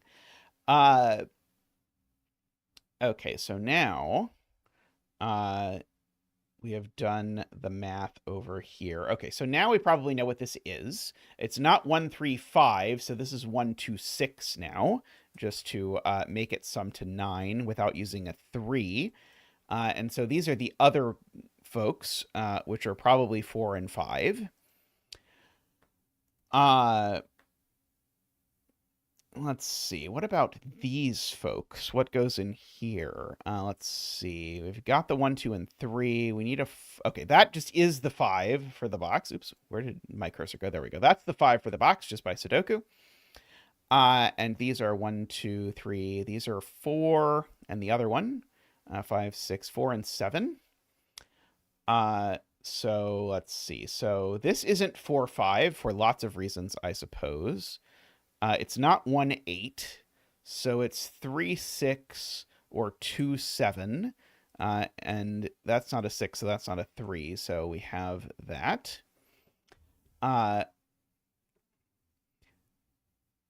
These two cells, we know their sum by the same sort of logic, right? I think their sum is still, let's see. So this is going to be 9. Sorry, this is going to be 18, 26, 35. Yeah, so these two sum to 10. And what sum to 10 can they possibly be? Well, not 1, 9.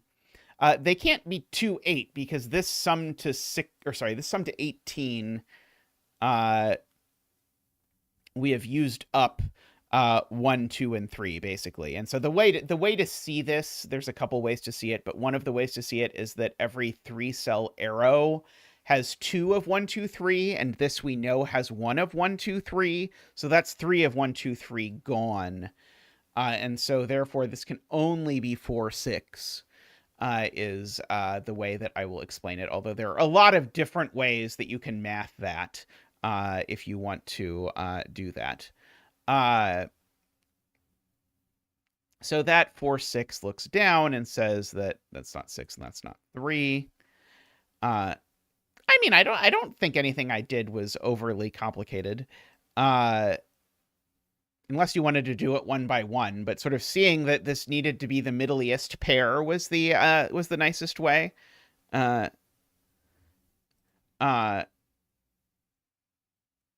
You wanted to use that 3, 7 would break this. Is that your was that your version of doing this? Anyway, this is now 1, 3, 5. It's literally an 8 in the column. What does that have to do with anything?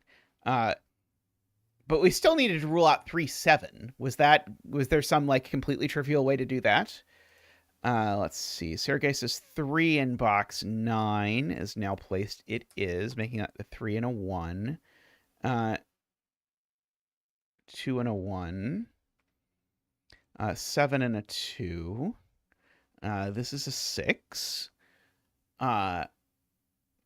There's a 6 over in this mess now.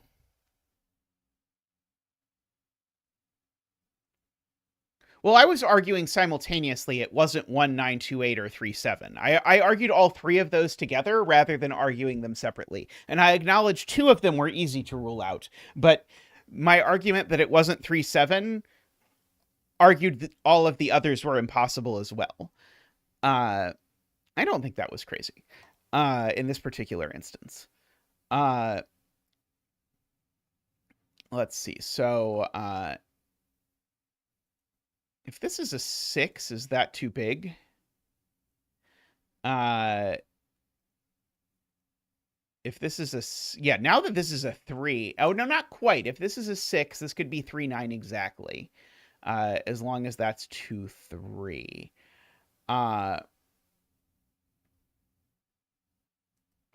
And you thought you didn't need to hear the argument. Yeah, I agree that if I was only ruling out 2, 8, it would be excessive to do it this way. But my intuition when I was doing it was just, I'm sure I've used all the low digits down here, so it has to be 4, 6, and I just looked to see if I could make that rigorous, and then I thought of a couple ways to do it, and then I did.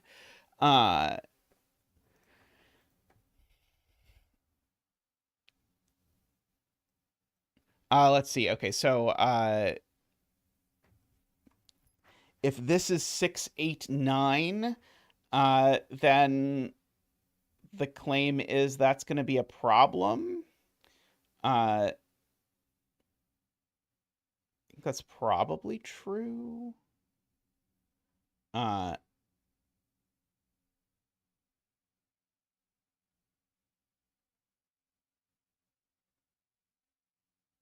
Oh, this certainly isn't a 6. I believe that.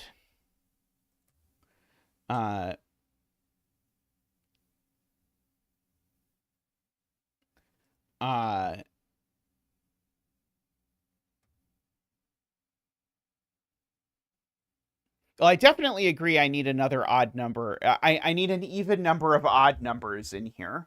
I agree with that. Uh,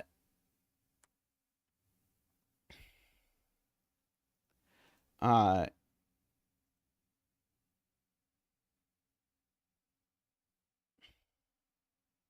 oh, right. Okay, so there's a 7 in here for sure.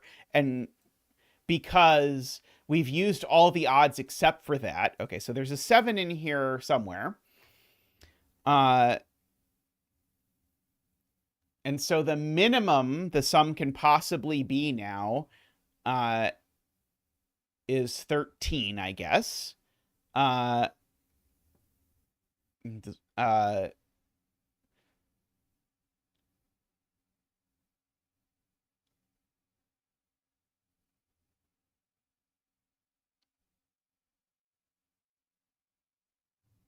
uh, so there's options. Hope to see you again soon, Ian.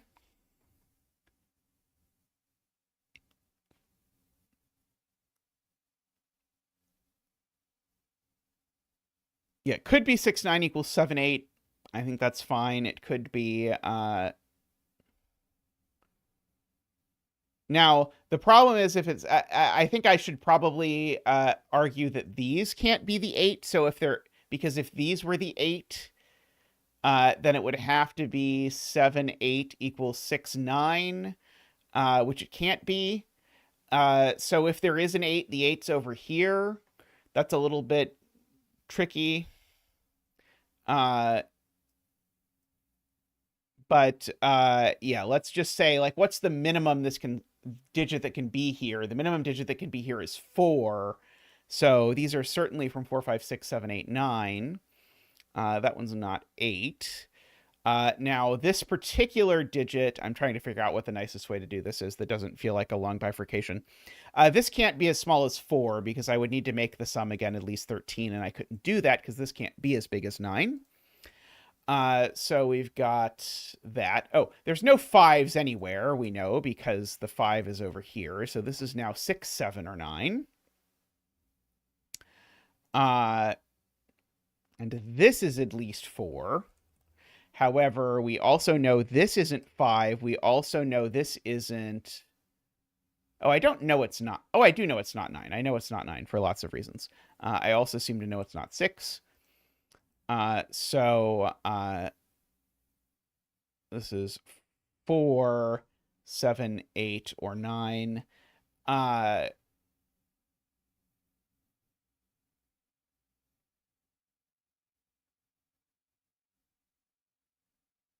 Anyway, now the point is now these definitely can't have an 8 in them because as soon as there is an 8, then I've forced this to be 6, 7, 8, 9. And this couldn't be 7, 8 because it would break that cell. It's not the cleanest thing I've ever seen, but it isn't horrible once you've noticed that this cell is only 4, 7, or 8. And so now the 8 in this column is what people want. I don't know if that was even worth doing because it might or might not do anything, but it is worth it. I guess I now know for sure there's a 7 on this, and I know where it is. Yeah, it's the sort of thing where I could see the whole argument in my head, but I didn't really love it. But once I wrote out enough steps of it screaming ice cube, it sort of became, it was possible to write it as a series of steps that weren't too bad. The setter says it wasn't the intended step, which I'm not surprised by. But now I need a high digit here because these two sum to at least 10.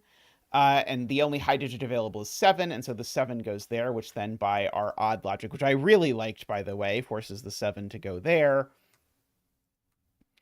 Okay, and so now we cannot do 7, 9, so this is 7, 6, and this is 4, 9. So no 7, no 6 over there. This is now, oh, sorry, no, this is now 5 and 4. This is now known to be a 2.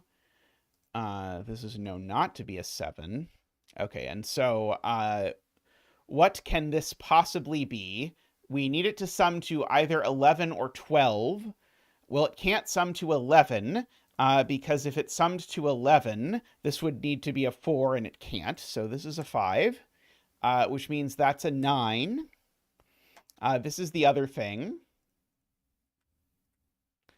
It's a 3. Okay, 4, 4, 5, all gone.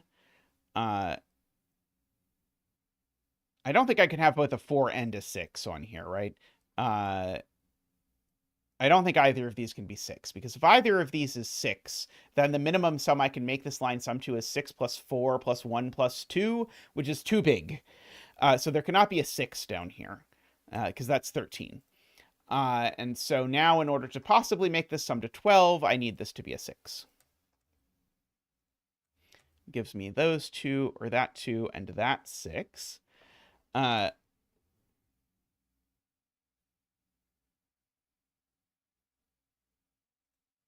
Okay, so now, kind of what I just did, yeah, that makes a lot of sense. What are these two? Looks like there's a 4 in them and an 8. If that's true, that's the 4 and that's the 8. And if I look across here, we've got 1, 2, 3, 4. We need a 5, 6, 7. It's not a 5.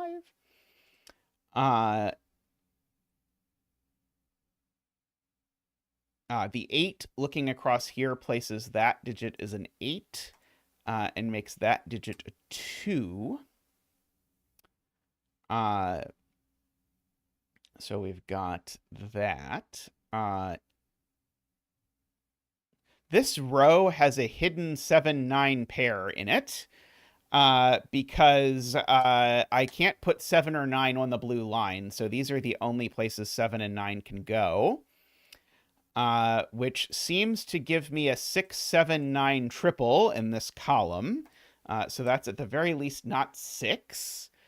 And so this is a 1, 2, 3 for the column. And therefore, this isn't a 6 because it would make these 1, 2, 3. So this is a 7 or a 9.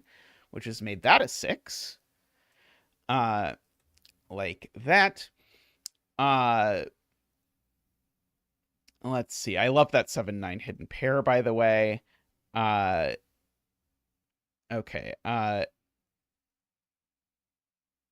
Now I know... Oh, 8 is just placed here by Sudoku. Let's do that.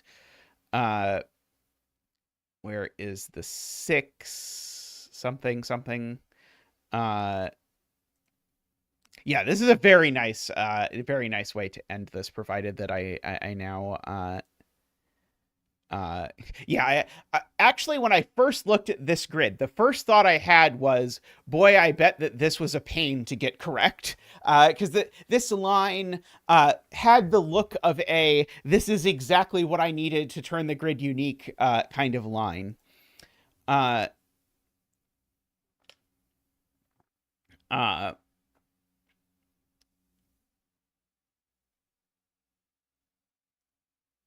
Okay, these are certainly at most 6. These aren't 1, 2, 3 anymore. Let's do that.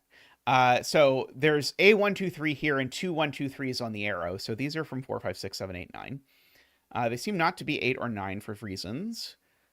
And so where are 1, 2, and 3 in this row? They're here, right? We have a 1, 2, 3 hidden triple now in this row. I believe that is true. And so that is a 2 and a 5. Is not a 5. And these are a 1, 3 pair.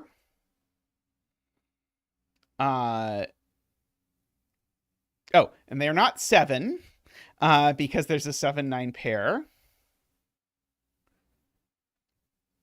Dorlier, if you want to copy the rules, you hover over until you get this little thing. You need to be on the window and hover over the thing and click this box, and that will dump the rules into the clipboard.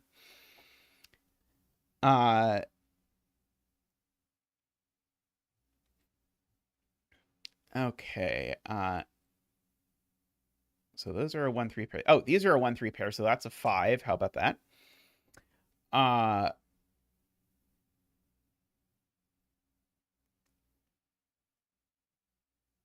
Can these both be 1, 2, 3? Oh, this is naked, apparently. It's not 1, 2. I think it can be 3. No, it can't be 3. Oh, this is the one that's not 1, 2, or 3. That would have been a different way to do this. This is the one that's 4, 5, or 6. However, if you look at it, it's not 5 or 6. So this is a 4. And these are both from 1, 2, 3 in some way, shape, or form. So that's not a 4. And so we get a 7 and a 4, a 5 and a 7, a 6 and a 5. We get a 2 and a 1 and a 6. So that's now the 6 looking across. By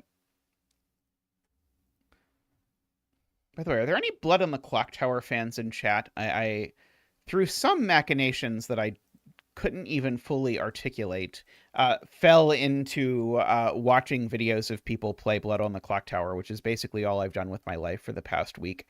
7, 9, that puts a 4 over here. It's like Fancy Werewolf, but it is so fun to watch, at least for me. That's a 1, 2, 3 triple, so that makes that a 4.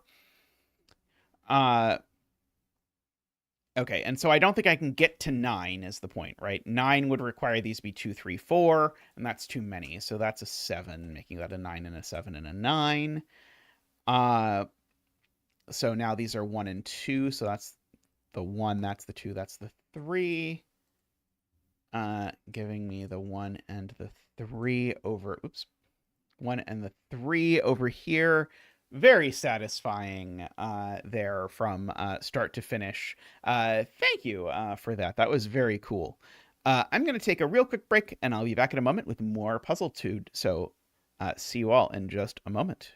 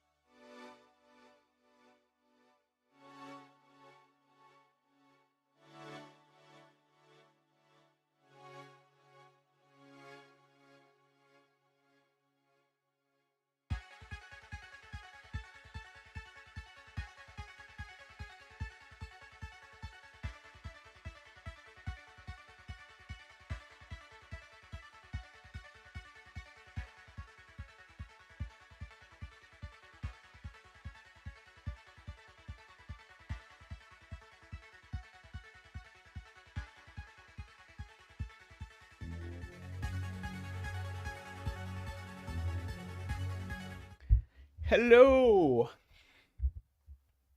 Oh, someone in chat asks, "What is Scorp?" The lucky person who does not know the answer to that question. Uh, let's have a look at Alchemy by Oddly Even. So this is normal Sudoku rules, and then we've got thermos, so we have to have the digits get bigger, and arrows, which are, I suppose, basically just the same as the last puzzle. Like, you could just draw these as blue lines and put little markers, and then it would all be good. I have tried that a little bit, Jim. It's funny because actually, if you go back to the origin of 10 lines, that's kind of what I was originally doing with 10 lines, was sort of thinking about that, and then I decided I'll give you the thing. But the origin of 10 lines was I did a chaos construction region sum lines puzzle.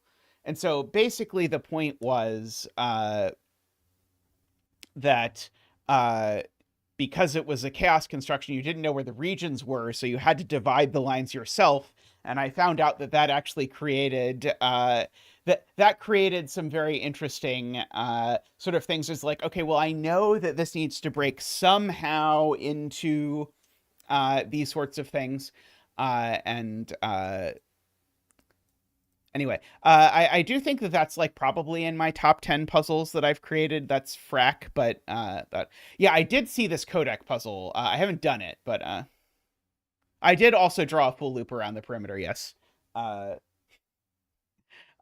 did we just set the same puzzle? Frack is the name of mine. If you want to go back and look at the grid, AFK. Though my full loop didn't. My full loop cut the corners. Which is why I ended up calling it frack, because Battlestar Galactica and because I'm old. Anyway, let's have a look at seeing what is happening here. So we've got this certainly needs to sum to at least 6, although I'm very sus of this summing to 6, because if it does, that puts a 1, 2, 3 triple over here, which would make this 4, 5, 6, 7, 8 is maybe possible. We're definitely going to good lift this giant thermo. So here is the zetamath way to good lift things, is to just start with the maximum. Or start at the minimum and go up, and then the maximum and go down, and then fill in the gaps. And that will often save you some anguish. It's not really that useful when you're talking about something of this ilk exactly, but it is very useful when you have anything like a given digit or something that looks at one of the things. Hey, Godek, how are you doing? You must have been summoned by us talking about your end lines puzzle, which I am excited to do when it makes it to LMD, which it probably has, but I haven't noticed it yet. Yeah, these 2 digits on the thermo. Yeah. Okay. There we go. Okay, so the question is, where do these digits go in row 2? And the answer is that, well, they aren't both going here. They aren't going on the thermo, so one of them is going here and one of them is going on here, making making there be a digit that's at least 5 on this arrow, which makes it an 8 or a 9. Technically, it could be 5, 6, but anyway, this is one of the purple digits. This is certainly a 1, 2, 3. By virtue of that. Oh yeah, it's pretty easy to do this one too, because you do the minimum 1, 2, and then the maximum 9, 8, and then you just fill in the gaps. Like that. It's not bad at all.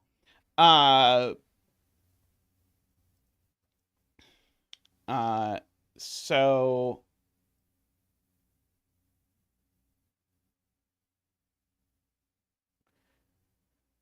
oh yeah, so certainly this number can't be 7 or 8 is what people are pointing out, because this number or that number shows up on the arrow, and you can't put a number that's higher than 6 on a 3-cell arrow. So that actually sort of pushes this down, because now this is a maximum of 5, a maximum of 4, a maximum of 3, and a maximum of 2. I suddenly want Simon to do a reaction video to this solve. Let's see. So if this is a 3 and a 2, then that's definitely a 1. For whatever that is worth.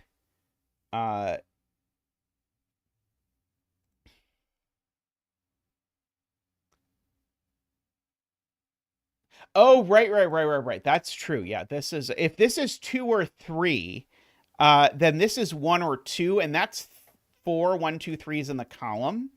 So actually, we can improve our pencil marks. And already, people who made fun of us for filling this in are looking like fools. Uh, let's see.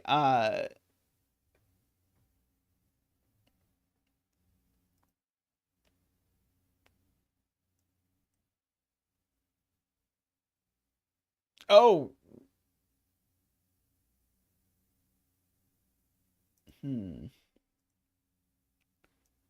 So there's 2 1 2 3s. One of these is a 1 2 3.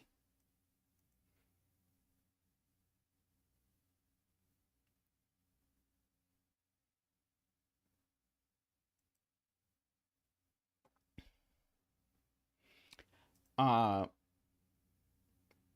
mean, I might as well fill in that this is 6 7 8 9 while I'm at it.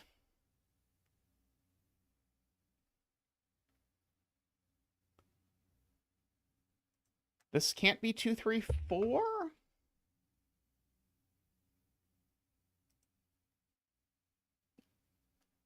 So if this is 2 3 4, it means that one of these is 1. One of these is this digit.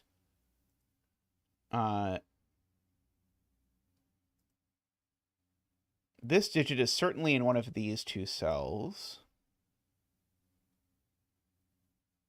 Oh, the box 3 arrow is definitely not 2 3 4. So the box 3 arrow definitely has a 1 on it somewhere.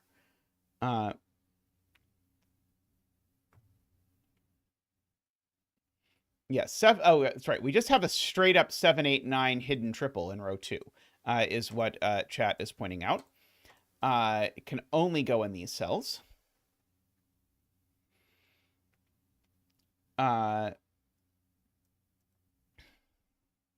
And that 8 9 we know is down there. And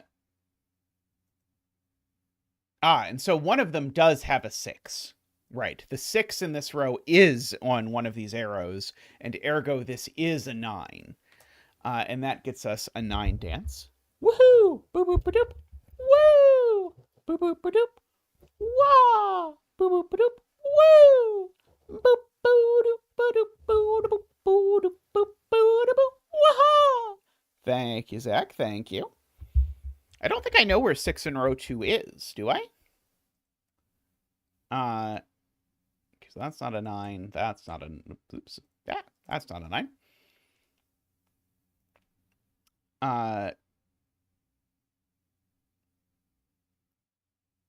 Row 2, column 1, 2, 3. Where do they go in row 1?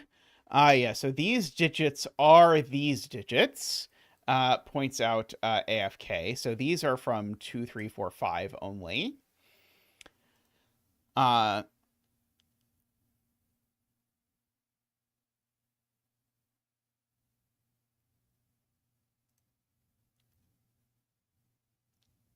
It's not 6 because it's going in row 2, column 7. Right. That's true. Yeah, this purple digit, remember the purple digit is one of these 2. Well, it's got to be that one, so it's not 6 anymore. So actually, yeah, we do get this 7 8 9 triple. Very good.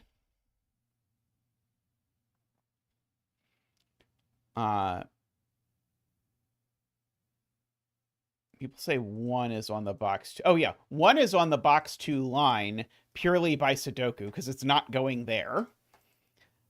So there is a 1 over here. And so and there's no 4. So that's a 4, right?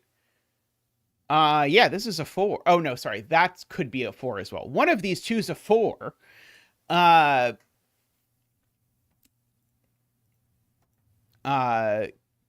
Do I know this can't be a 4 because of something to do with this arrow? I'm not sure.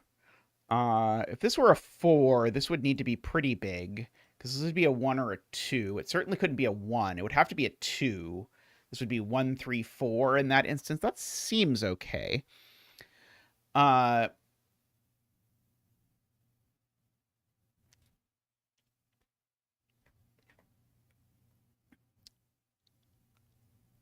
Okay.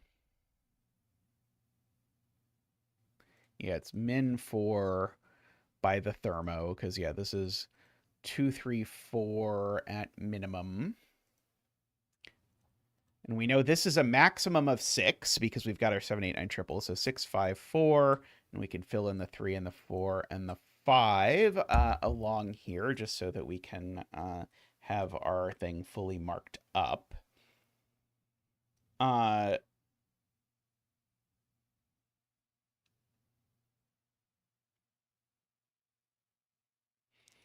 sum of these two arrows is a minimum of 13 because we can say these is 10 plus that is 13. So actually, this needs to be at least 5, even if we aren't sure about other things.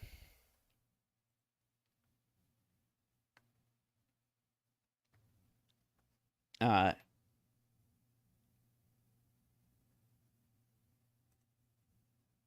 this is min 4 by earlier column 1 logic. I don't think I knew about this column 1 logic.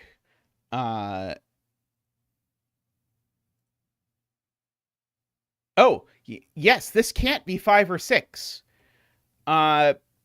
Because we know that there's a 5 or 6 on the arrow. Right. Okay, that's beautiful. Yes, there's a 5, 6 on the arrow. So I was so close with the noticing that you couldn't put 4 on this arrow, but then I didn't see that, but you're right.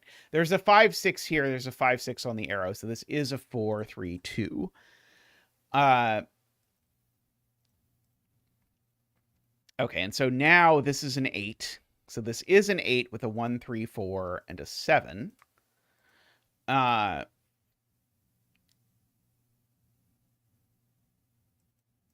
So now these are an 8, 9, so now that's a 7.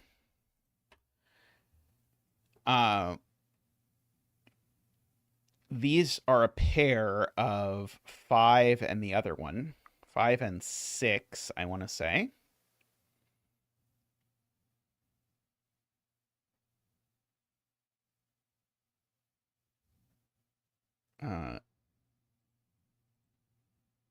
Okay, so this is now bigger than 3. It's now assuredly at least 4. One column 6 is 2, right? Because of the same virtual 5, 6 pair makes that a 2. I agree, which makes that a 1.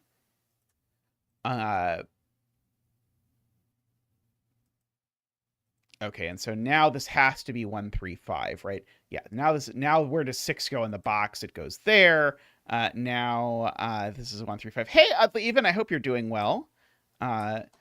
Was excited to see that you had set a vanilla puzzle. Not that I don't enjoy your wackadoodle puzzles, but this is an 8, by the way, because we're not putting an 8 anywhere else in this box. This isn't a 1 anymore.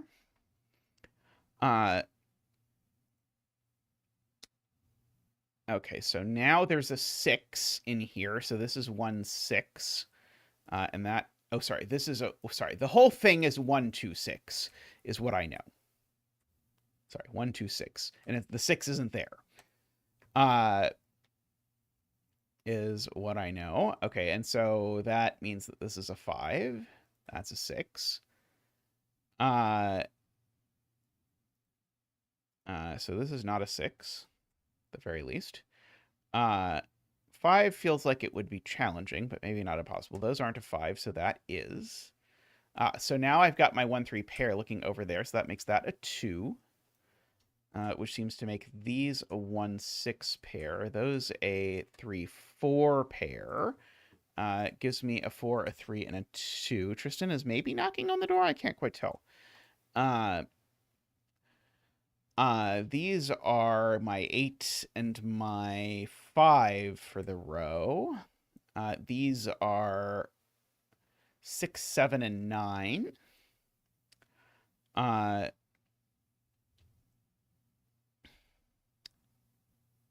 6 in this box is a little bit restricted.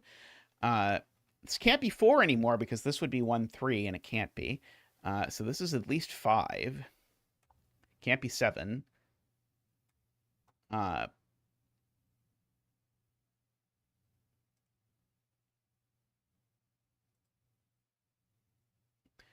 I'm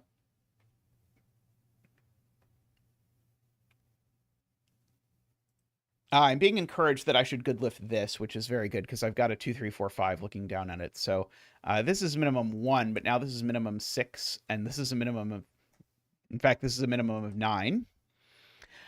So this is a maximum of 8 and 7. So we can go 2, 3, 4, 5, 6. It's not 2, 3, 4, 5 though. And this is 6, 7, or 8. So that actually sorts out the 8 and the 9 up here.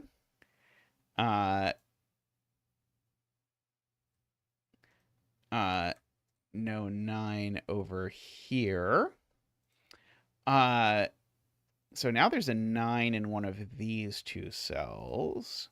I do have to be careful now with these in particular, because if I don't put a 1 on here, it's too big. So one of these two is 1, for what it's worth. And so these are either 1, 4 or 1, 5. And in particular, with apologies to Ron for doing it this way instead of the other way, one of these is always 5, and therefore that's not 5. Let's see. Here we could get as big as 5 again. So these are 1, 2, 3, 4, 5. That one's not a 3 either.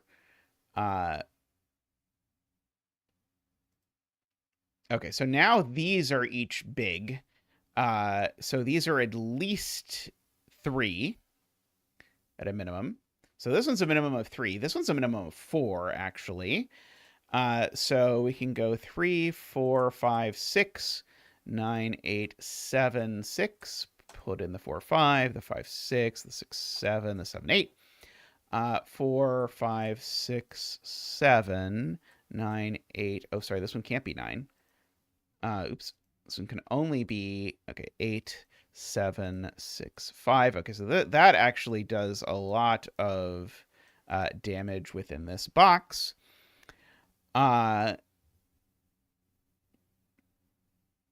So now the 9 within this column is actually only in one of these two spots.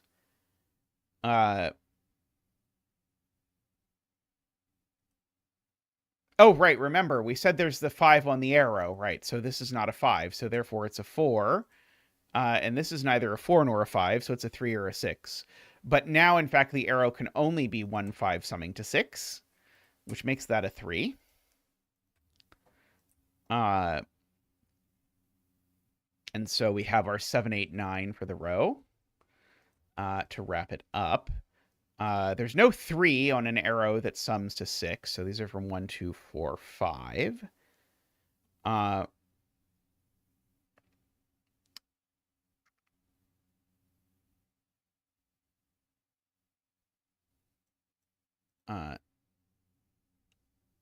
Right. This got pushed up. It's not 5 anymore because of something getting pushed up. So this is not 6 anymore for much the same reason.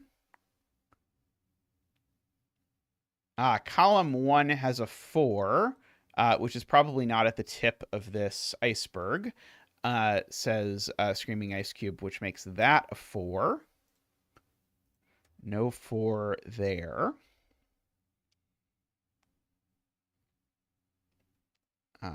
5 in this column, I guess, is in one of these two spots. No, sorry. 3 spots could go there. I was hoping to get that because of that, but what can you do? Does it break if neither of these is 5? So if that's a 6 and that's a 7... Yeah, that breaks, because this is a 6, 7, 8 triple. So that does a few things. So one of them is that this is 1, but more interesting to me immediately is that one of these is the 6 in the 6, 7, 8 triple. So one of these two is a 5, so that sorts out the 1 and the 5, is what I was interested in. So that's not a 5, that's not a 1. That's not a 1 either.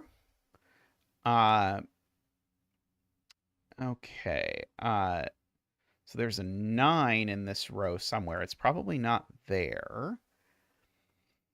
But I don't think I know where it is right away, at least.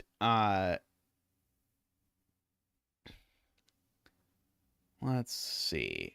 Oh, this is still a 9. I am being told, because,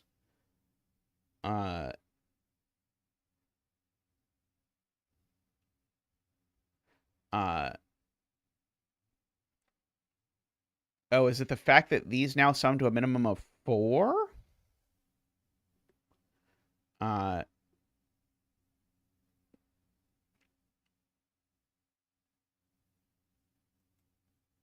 No repeats. Why is there no repeats? Uh, I do see that there's an 8 in one of these two over here.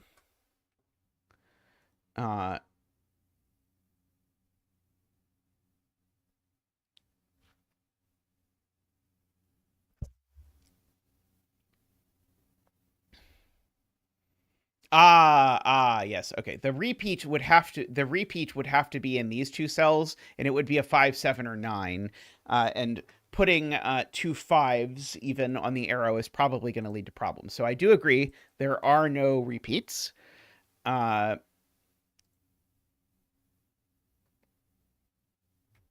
see. Ron has found the 1 in box 7.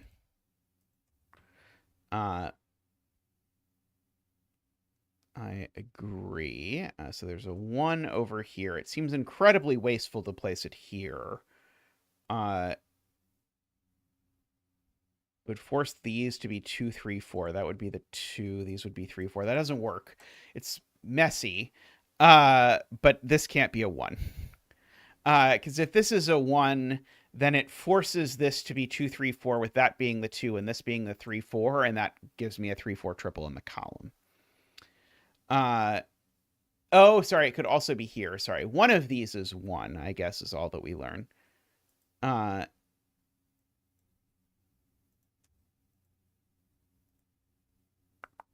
6, 6. I don't think I know about whether that's 6 or not. Got some limited spots for 9s. This box definitely has a 2 in one of these two cells.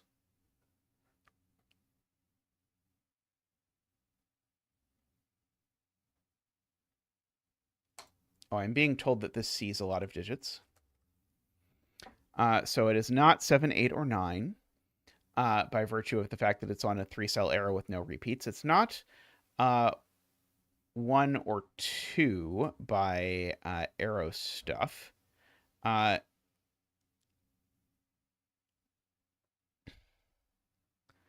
It sees a 6 in the row.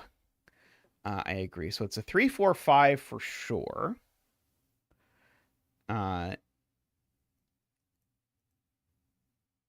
So if this is the 2, we get, or sorry, if this is not the 2, we get a 3, 4, 5 triple.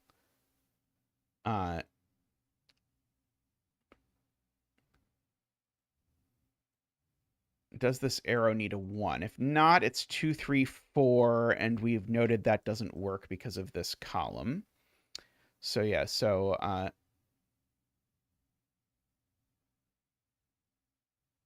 so both of these arrows need a 1, which gives us a bizarre sort of X-wing adjacent thing. As Kodak points out, because one of those ones has to be here, and therefore this isn't a 1, so we know that this is a 2, 4 sort of arrow.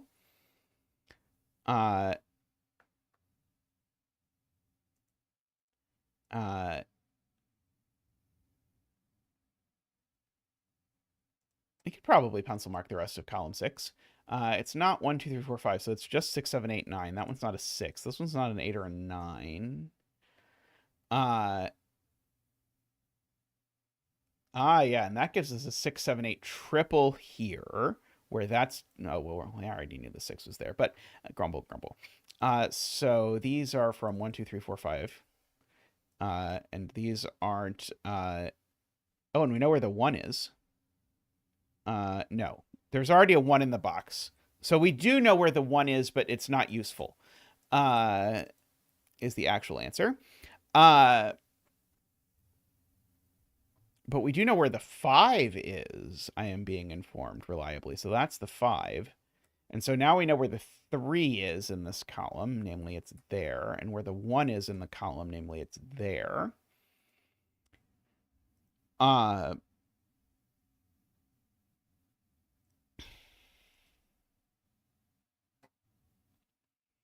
yeah, Josh has a nice way to see this, which is that if we just count 1, 2, 3s in these columns, we know we've got 6 of them, 7 of them, 8 of them. Where's the other one? Where's the 9th? I'm not sure I immediately see where the 9th one is.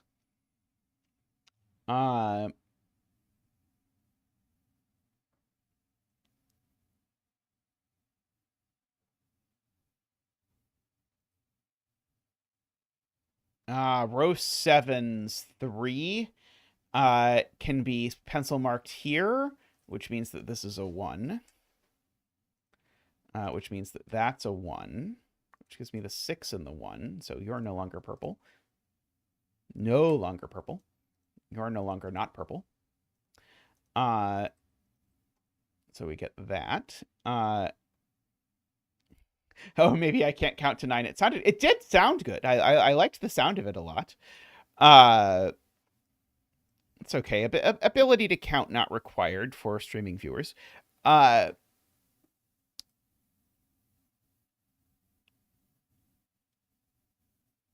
Okay, let's see.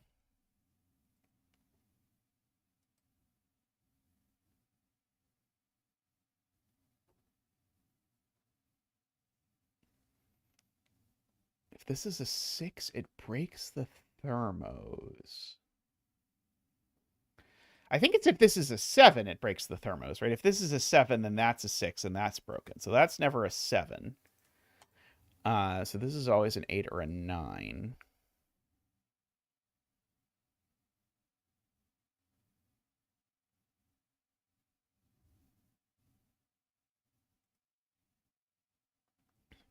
There might be something more complicated that I'm missing with how these are entwined together.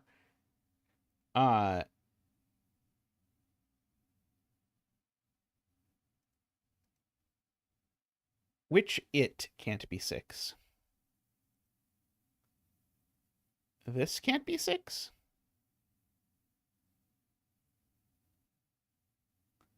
Row 8, column 8 looks promising. Okay,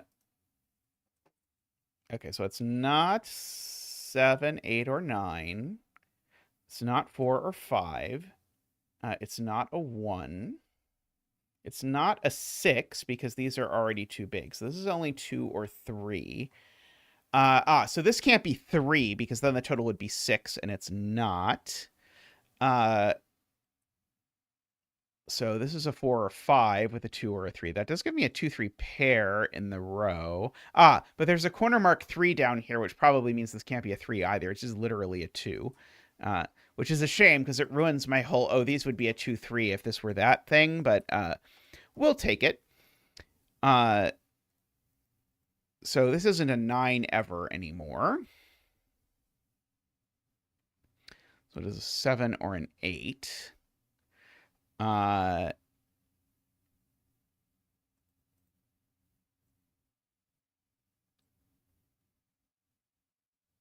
Past zetamath didn't let future zetamath know. Yeah, we don't always have the best communication.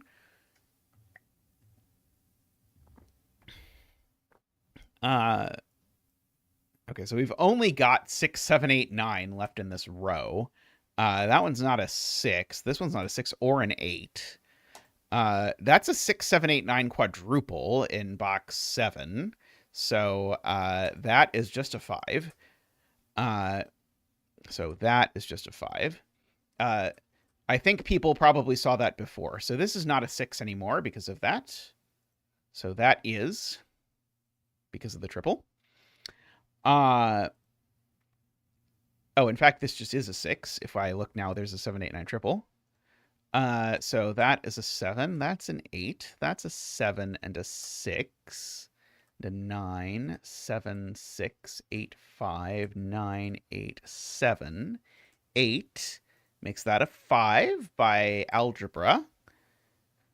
That is a 9 and an 8 and a 7.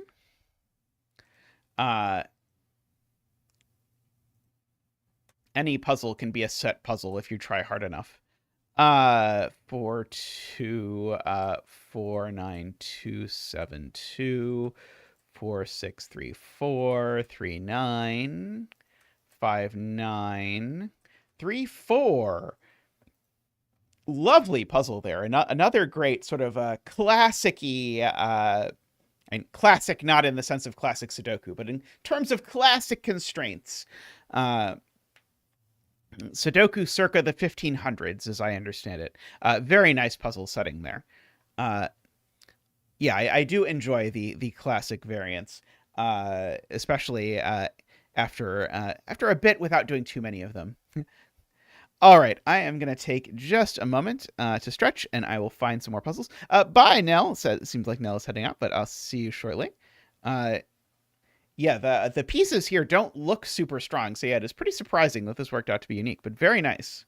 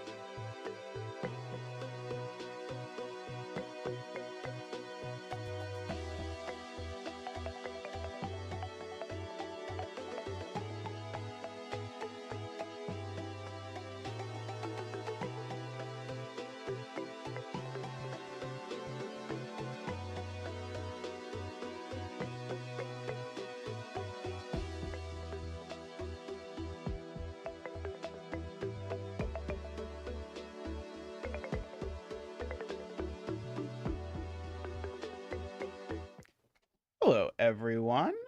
We're back with a Richard puzzle, number 404.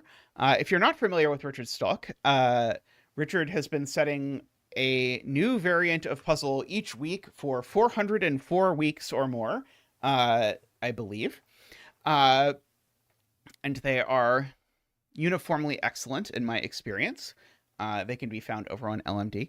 You can tell that Richard's been at this a while because there are actual numbers in the grid, which is, I know, more or less unprecedented. Although I guess there would have to be a lot of numbers in the grid for this particular variant, but as we'll see. So we are using normal Sudoku rules, and we have these factor lines. And so along a factor line, any two digits, one of them is a factor of the other. And so we're going to have to work out 5 and 7 are each going to be a problem because 5 and 7 can each only go next to 1. So if I highlight cells like these, none of those can be 5 or 7. Like that can't be 5 or 7. Actually, none of these digits can be 5 or 7. Those can't be 5 or 7 by Sudoku. One of these is a 7. This can't be 5 or 7. So there's a 5 and a 7 in here. For sure. And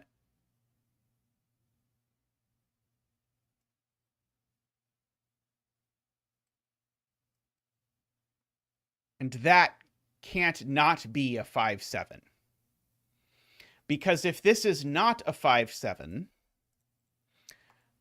then these are both 5-7s, except that's a problem because those are both 1s. So this is definitely a 5-7. And if this is definitely a 5-7, that means it has to go next to a 1 on both sides, which gets us an opening 1 dance. From Zach. Boop boop ba doop. Woo! Boop boop ba doop. Wah! Boop boop ba doop. Wee! Ba doop boo doop ba doop boo da boop boo doop boop boo da boop. Waha! Thank you, Zach. Thank you. I do agree there was a better way to do that, which was to say, well, therefore one of these two is a 5-7, and whichever one it is, that's definitely a 1, but my brain somehow didn't see it that way. Anyway, this is not a 1, so this can't be a 5-7 anymore, and so we, in fact, have our 5-7 pair within the column here. And ergo, we can do all of this. Now, usually whenever 5 and 7 pop up, 9 also pops up, and so it's probably worth now thinking about 9. 9 can only go next to 1 and 3. So 9 can't go anywhere along this line except for these two. I suppose I could also blue the digits that aren't 5 or 7 over here as well. Oops, they're not gray, blue. Yeah, and I can yellow the given 5-7s as well. So yeah, so one of these is 9. That could be a 9 with that being a 3.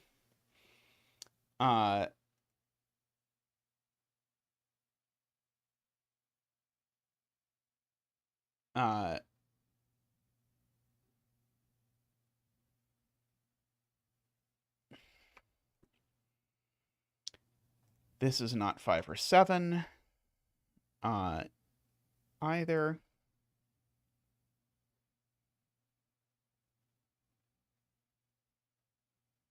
7 is just placed in column 3, points out Garion, because this can no longer be 7, owing to the fact that it would need to go next to a 1 there. So, in fact, the 7 is simply here. We know that that's not 5 or 7 either. 3 can go next to 6 as well.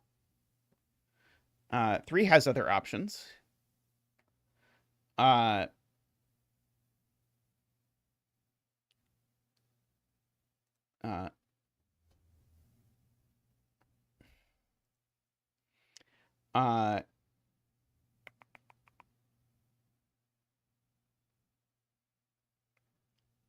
Okay. Oh, this assuredly can't, these two can't be 5 or 7 anymore because they would force 1s in places that we know can't be 1s. Ditto, this would force that. We already said what can 9 go next to. That's how we got these things. Uh,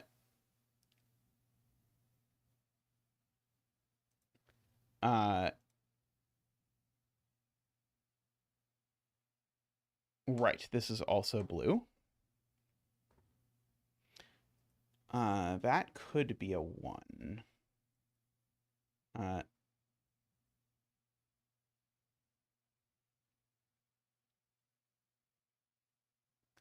Okay, so AFK really wants to think about this. So the 9, as I said, has to go next to the 3.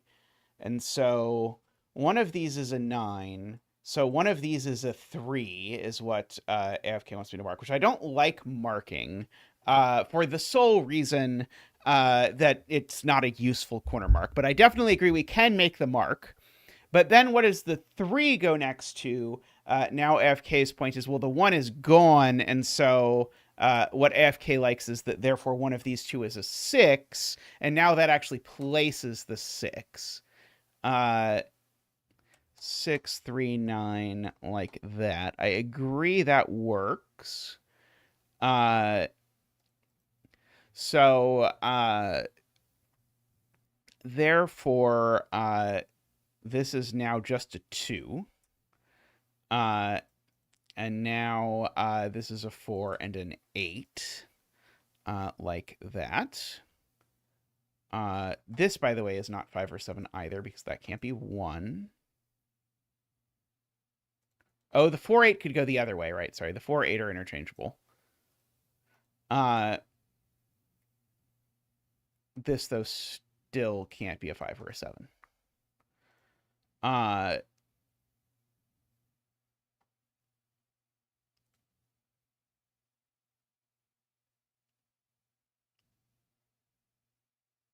Okay.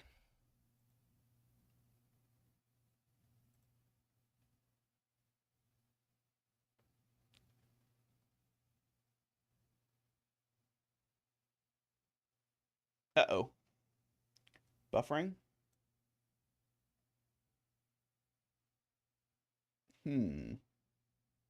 Looks like I've dropped a few frames, but it looks like at least overall I think I'm doing okay on buffering, hopefully. But it does say I've dropped 0.2% of frames, so probably means I've occasionally struck these things. Ah, right, this one, right, the 1 looks up at that, so that can be anti-5/7'd.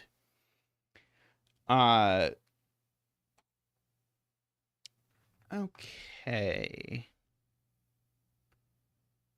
So what should I...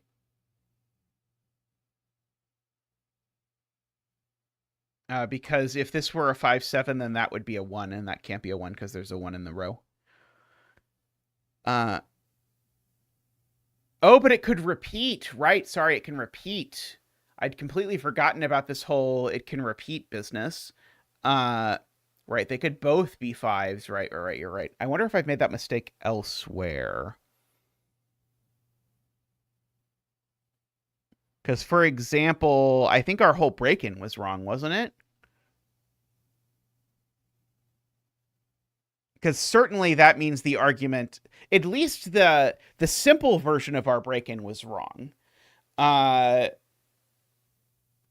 the maybe the complicated version of our break-in still worked. Yeah, we might have to restart the whole thing. Because of that. Yeah, we probably have to rethink this. Okay. So it's still true that none of these can be 5 or 7.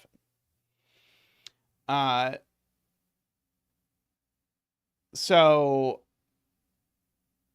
I think my argument was, if this isn't 5/7, then it breaks. So my argument still worked. If this isn't 5, 7, then those are 5, 7, and that does force these to be 1s. So this still has to be 5, 7. But that doesn't make that not be 5, 7, is the thing we did next that is wrong. So we have to be a little bit cautious about this. That still can't be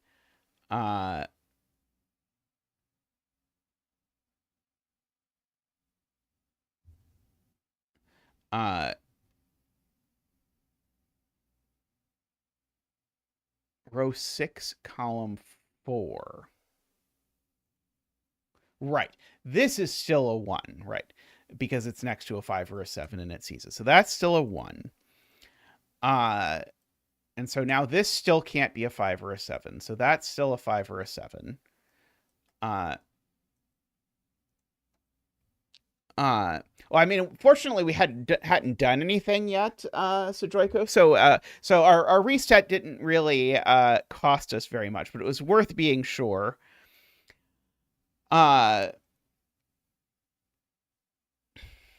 Okay, and so now this is blue, and so it's a 1.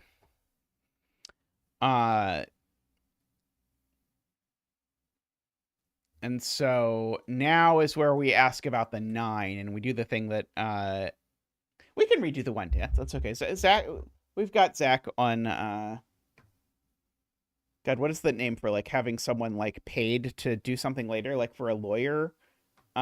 Retainer. There we go. We've got Zach on retainer. We can have Zach do the 1 dance again. Boop boop ba doop. Woo! Boop boop ba doop.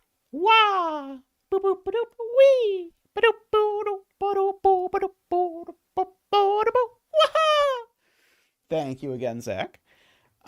So yeah, so now the 3 needs, or sorry, the 9 needs a 3 next to it, and so the 3 needs a 6 next to it, and the given 6 tells us where that is.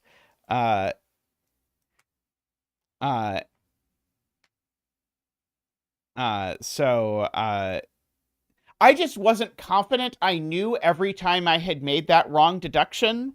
And so I didn't want to say I was sure that I hadn't done it in the wrong or in some other spot. And so that's why I reset. Because I needed to actually know every time I'd done it in order to be sure. Okay, so this and this certainly aren't anymore. This is not anymore, right? Because that is 1. Right, this would make that be 1. Okay, so that's all good. Row 5, column 8 is still blue. Agree.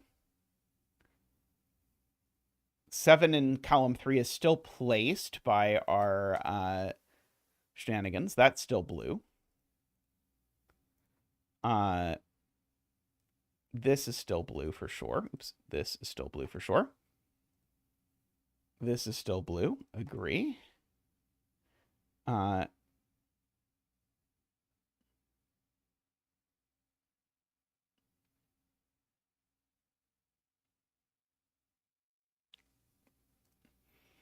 6 in column 7 is in one of these 2. So if this is a 6, that has to be a 1, because that's the only thing that we can actually have. Right, this is also blue.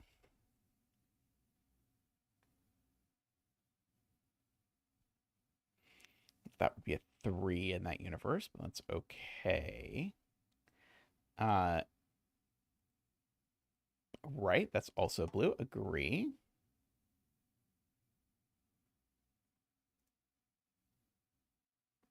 I don't think I can do row 8, column 6. Can I? I don't think I know that these aren't both 1.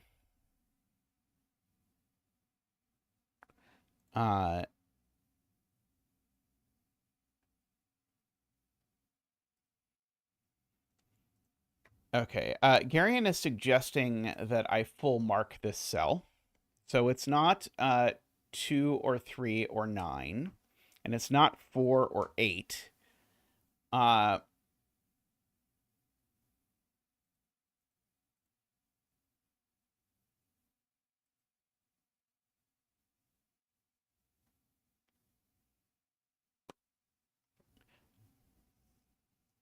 I don't see for sure why it's not 6. Uh,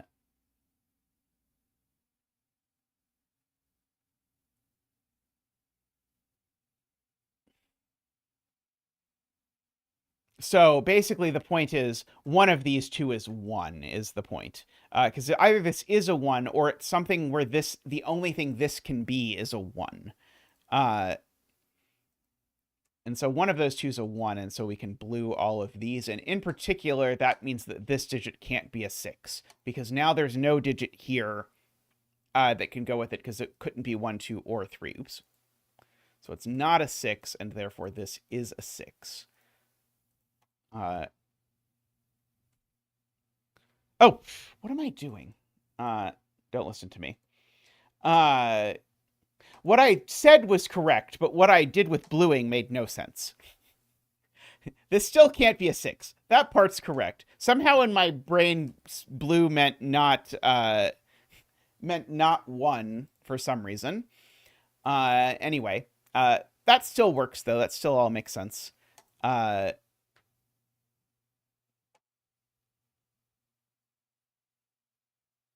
I was bluing none 1 for reasons that only historians will be able to speculate on.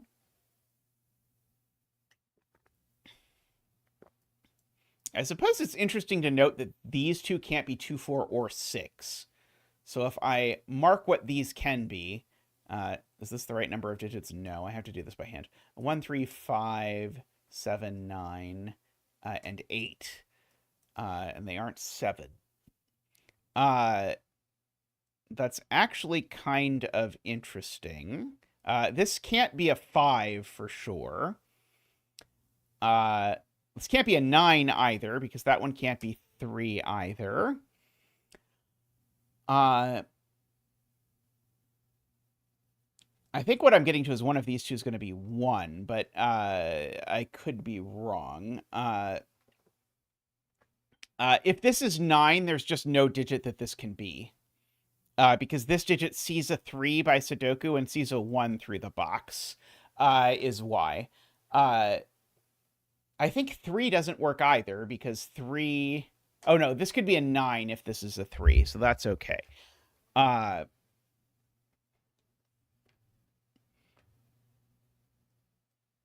there's no way that there's not a... Oh, no, there could not be a 1 if these are 3, 9. Okay, so this is not incredibly useful, unfortunately. 3, 9 doesn't actually work, but it's messy to argue that 3, 9 doesn't actually work. I was hoping I could just say something about these are evens, so something, something, something. Yeah, if these are a 3, 9 pair, it doesn't actually work, because then that doesn't work. So, but 3 or 9 can both go on here. It's 3 and 9 going on here that's the problem.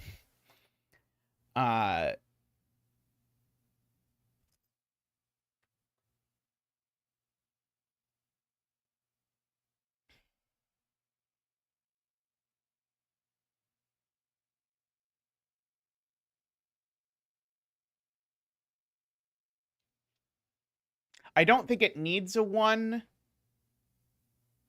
because it could be... Oh, yeah, it does need a 1, but I don't think it's a clean enough deduction for me to use in a Richard puzzle. But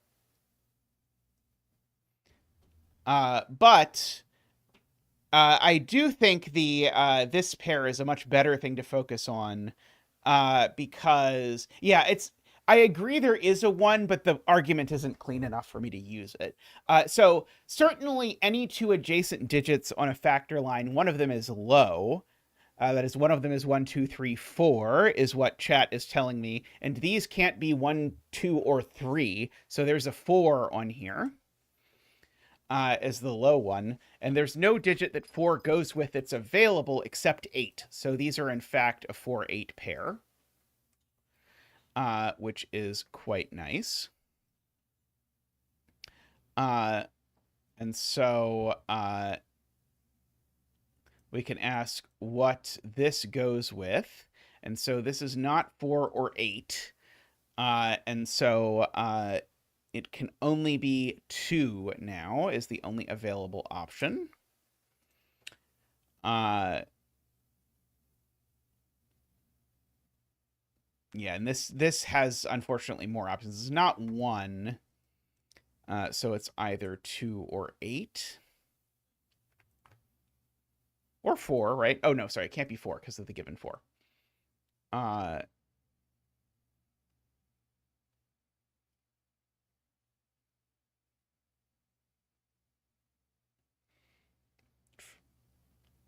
And then if we start writing it down, now there's suddenly a lot of options for this, I think.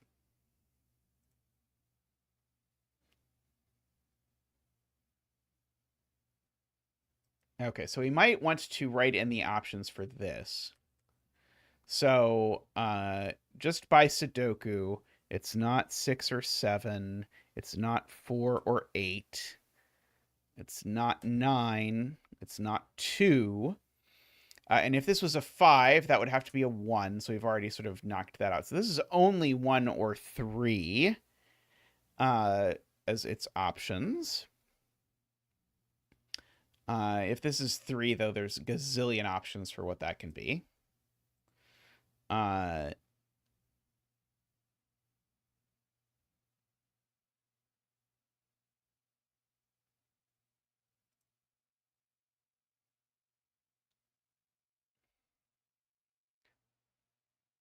Oh, let's see. This, if I knock off 1, 2, 3, and 6 and 7 and 9, this is only 4, 5, or 8, and it's not a 5. No, sorry. It could be a 5 because that could be a 1. Sorry. It's only 4, 5, or 8, but that sort of doesn't really do much for us, unfortunately.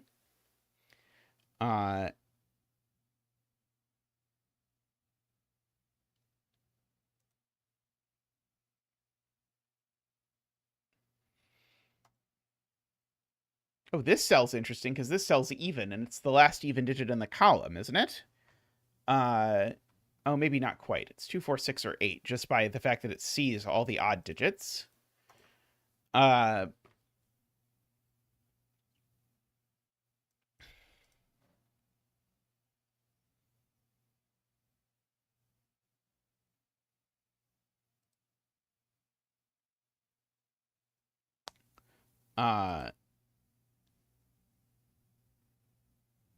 I don't think I can do anything with this, can I?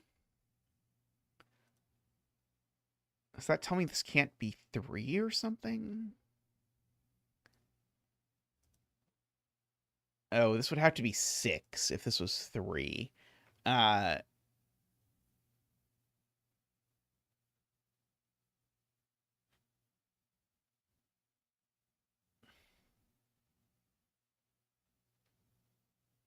uh, okay, let's see. We're going to do the same thing for this.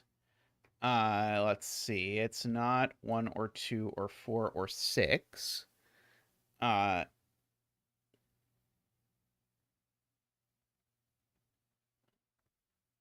sure. Uh,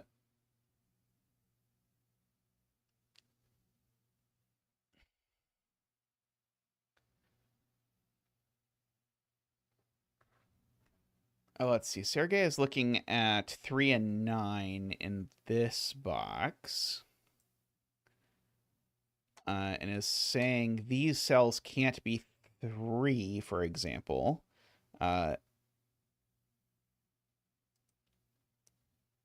Because 3 only goes next to 1, 2, and 6. Actually, I don't think I see why that one can't be 3. Oh, this one can't be 1, 2, 6, right? This one just is not 1, 2, 6 by Sudoku. Uh,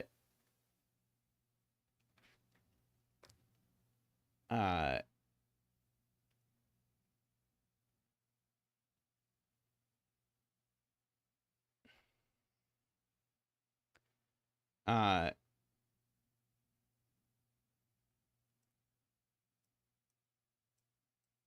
so let's try to make sense of this. 3, 4, 5, 6, 7, 8, 9. Okay, so that's not 3 or 7 for sure. Could be 5. That's not 7. 9 would require this to be a 3 or a 1. It can't be. 3 would require this to be a 1, 6, or 9. But the problem is that cell can't be something that goes next to 9. So this can't be a 3, I guess, is the conclusion of that. This is certainly not a 5, because that would be a 1. So this is a 4-8 pair. I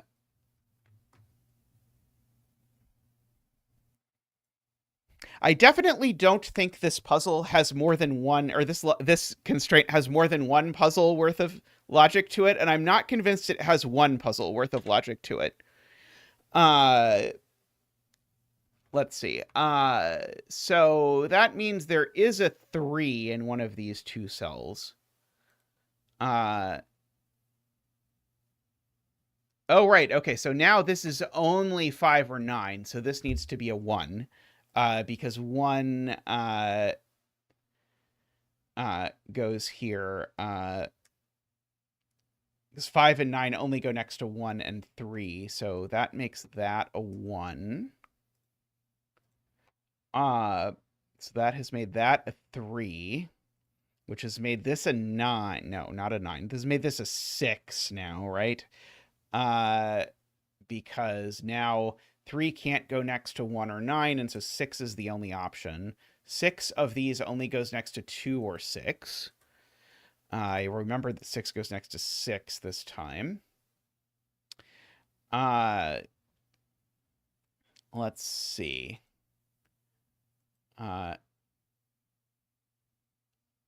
So this one tells me there's a 1 up here somewhere. It tells me that this isn't 5 or 7, because it would make that a 1. Oh, 6 in box 2 is placed here, which means both 5 and 7 go over there, which gives me my 5 and 7 here. That is very nice. Okay, and so now this is a 1 over here. That's not a 5 or a 7. I know one of these two is a 5.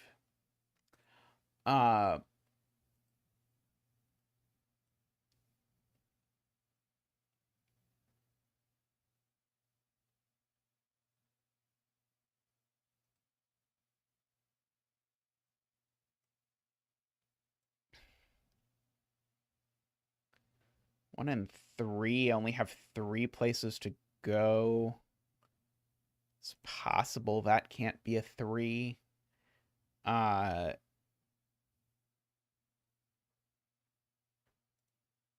It's row 5, column 2. It's not 1. It's 2, 4, or 8, I think.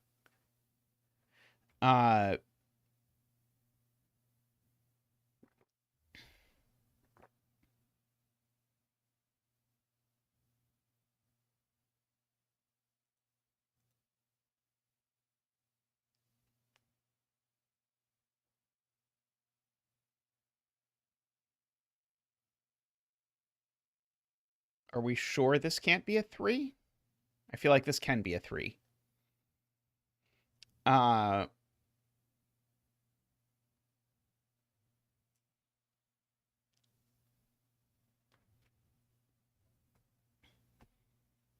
But this could be a 9, and this could be a 6. 3 doesn't only go next to 1.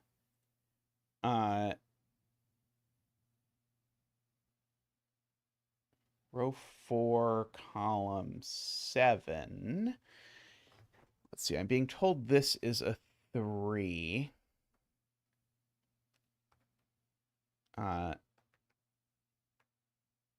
can't be a 9 because this has... Oh, sorry, no. It could be a 9 if that's a 9. 5 can be next to 5, annoyingly.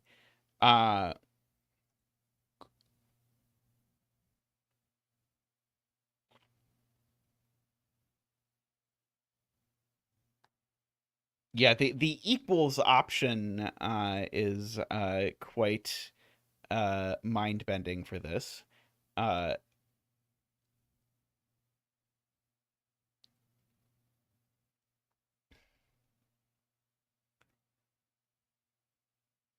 Okay, people want me to pencil mark this. It's not 1, 2, 3, 4. Could be 5. It's not 6.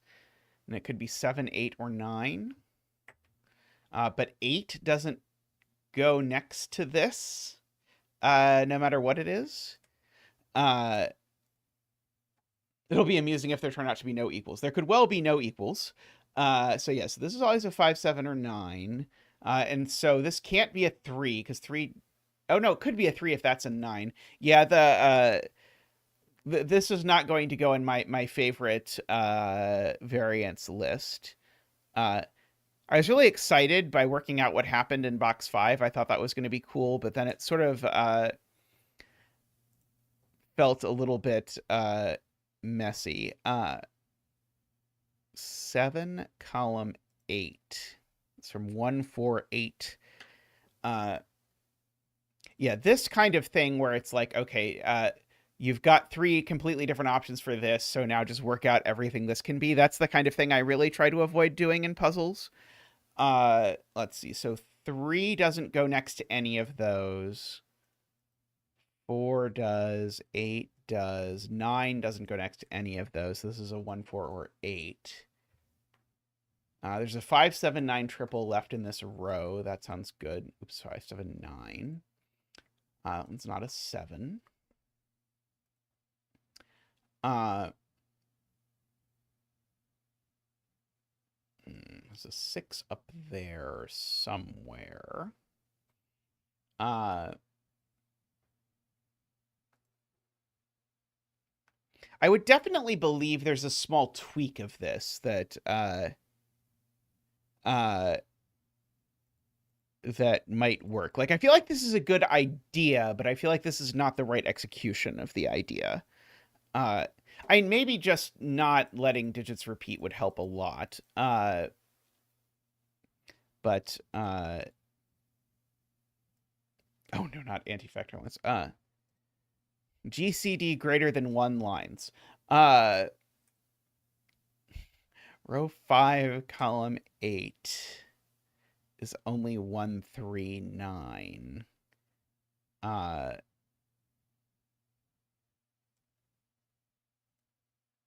Okay, let's see. What about this cell? Okay, so this could be 5 if it's odd. And that's it. Otherwise, it's even, and it could be 2, 4, or 8.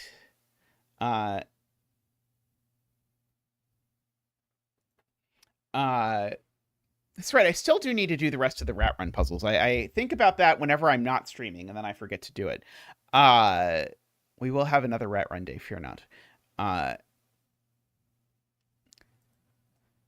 So is this a 1 because the GCD of these things is 1 or something like that? I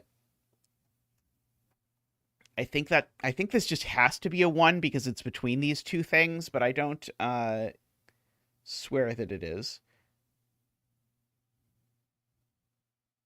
Where is 3 in row 4? It's definitely in one of these two cells. So there's a 3 over in one of these two cells. I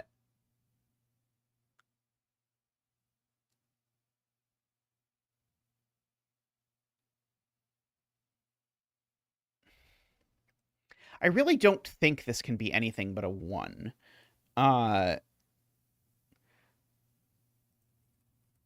Okay, so let's go through it exhaustively. So it's not a 2 or a 6. It's not a 3 because of the corner marked 3.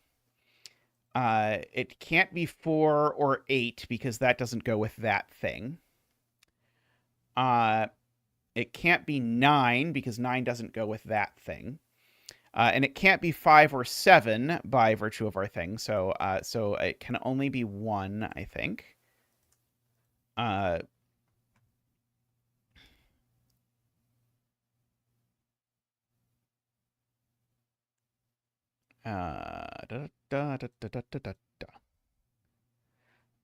yeah, and so now this can be literally anything. Yeah,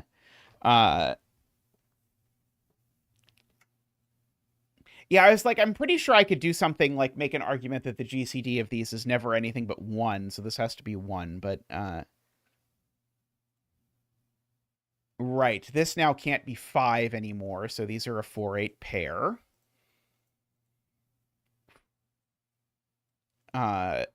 And so that's not an 8 at least. Right,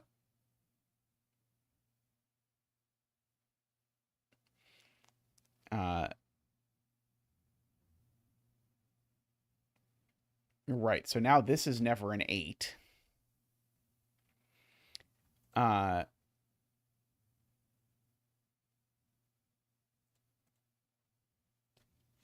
Right, so now this is 1, 2, 4, or 8, and it's not a 4, I suppose.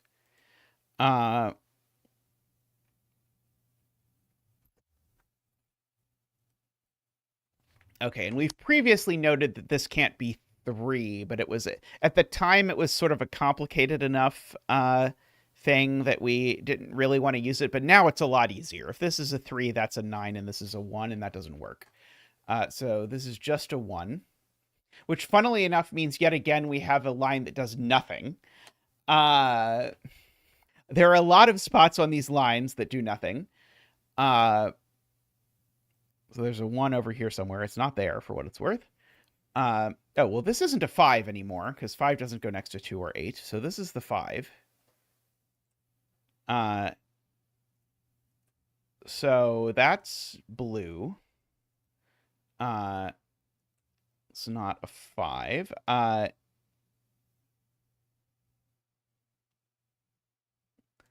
Yeah, 1s are a little too nice. Okay, so by sudoku, that's a no. Oh, no, sorry. I was trying to place a 1 in a box that already had a 1. Never mind.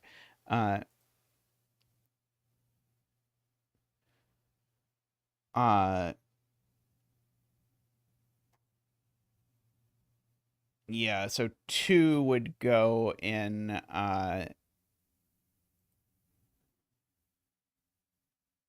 see, probably I've done everything. Yeah, so this can't be a 9, so this can only be a 2 or an 8. So that seems to be a 4 and an 8. Make that not an 8.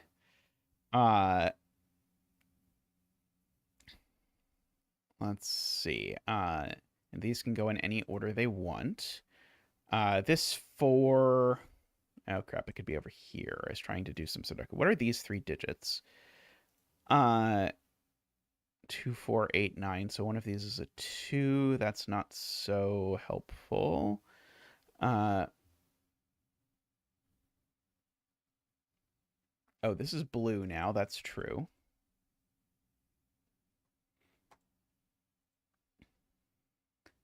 This is naked 5, right?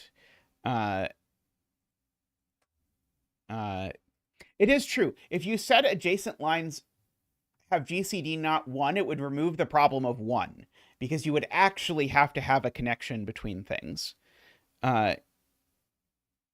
Yeah, you work very hard to prove something is a 1, and then you have a sort of morale issue, as sujoyku puts it, that then suddenly it's like, oh, sad.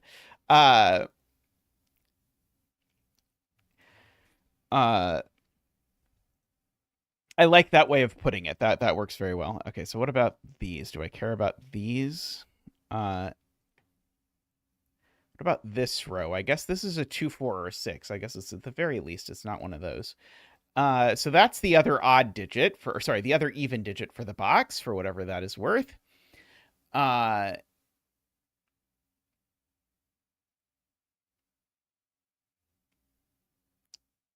of these two is a 7 for sure.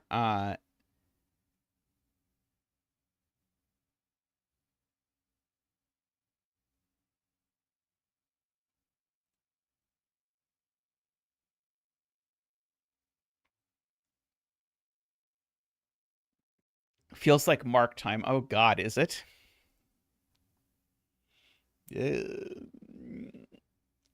Gonna hope not. Uh, for a second. Uh, 2-8 pair in column 7. That's true. So these are 3, 7, and 9. And this one's not a 3. Uh, uh, it's that morale, the word you're using, has an E on the end in English. That's so there's moral verse with no E means as in morality or goodness or following rules, and morale means like the esprit de corps or whatever you want, the like group of soldiers fighting for the cause kind of thing is the distinction.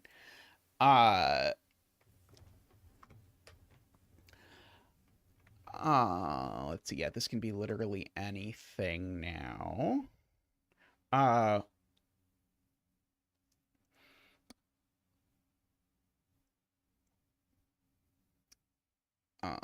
okay, let's see. Is there some way that this doesn't end up working? I think it doesn't work if this is a 2. Because if this is a 2, then this is a 6 and a 4 or 8, and those don't go together. So this is a 4 or a 6. I don't know that that really does anything, but it's true.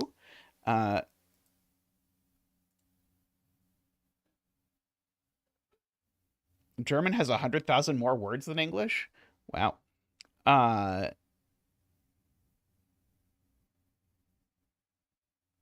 don't think I understand that.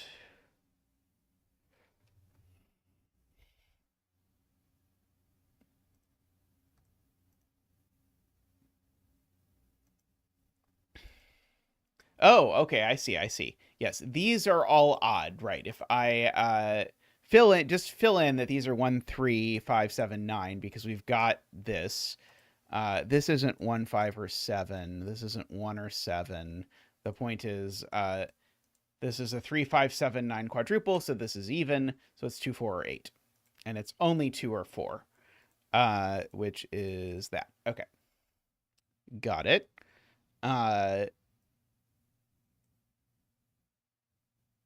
So, uh,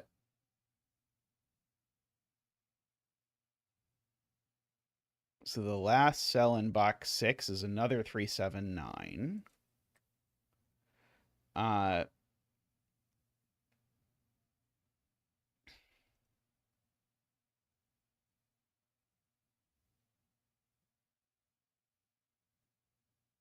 Interesting. How do you count how many words German has? Are we counting the various compound words as words, or are we counting like word pieces? I know that German has a lot of complicated compound words, but I don't know exactly how one then goes about counting word totals. Row 9, column 3. Yeah, maybe we should. Yeah, we can sort of pick this to look at. Okay, so this can't be a 9 because none of those things go next to 9. Unfortunately, okay, yeah, it can't be a 3 because neither thing next to it can be a 1. Okay, so this is definitely even again. So that's actually all the evens in this column for whatever it's worth. So this is odd. So this is a 3 or a 9, and it's only a 9. Uh-oh.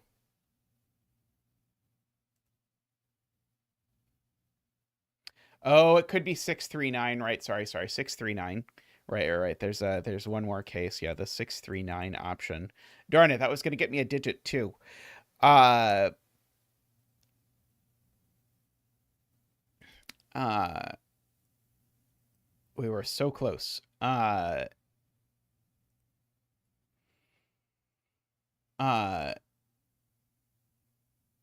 Yeah, and this is gonna work out any way that this works.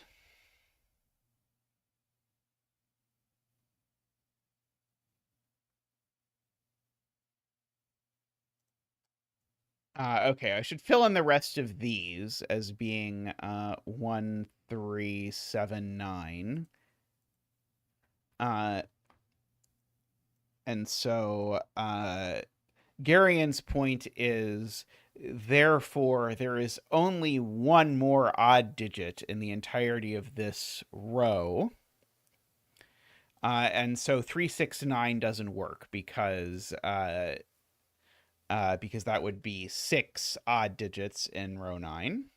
So that is not a 3, which means that this is a 3 or a 9 and it's not a 3. So that's a 9 and that's a 3. That is not a 9. This is a 2, 4, or 8. Yeah,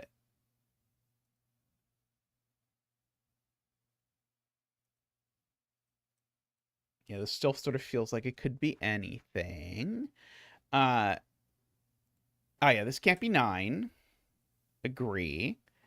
So that's a 2, 4, 8 triple in this column, which means that I've got just the odd digits left. Oh, yeah, just the odd digits left of 3 and 9. Which means these aren't 9. These are a 5, 7 pair. Which means that that is blue. It is the other 4, 8.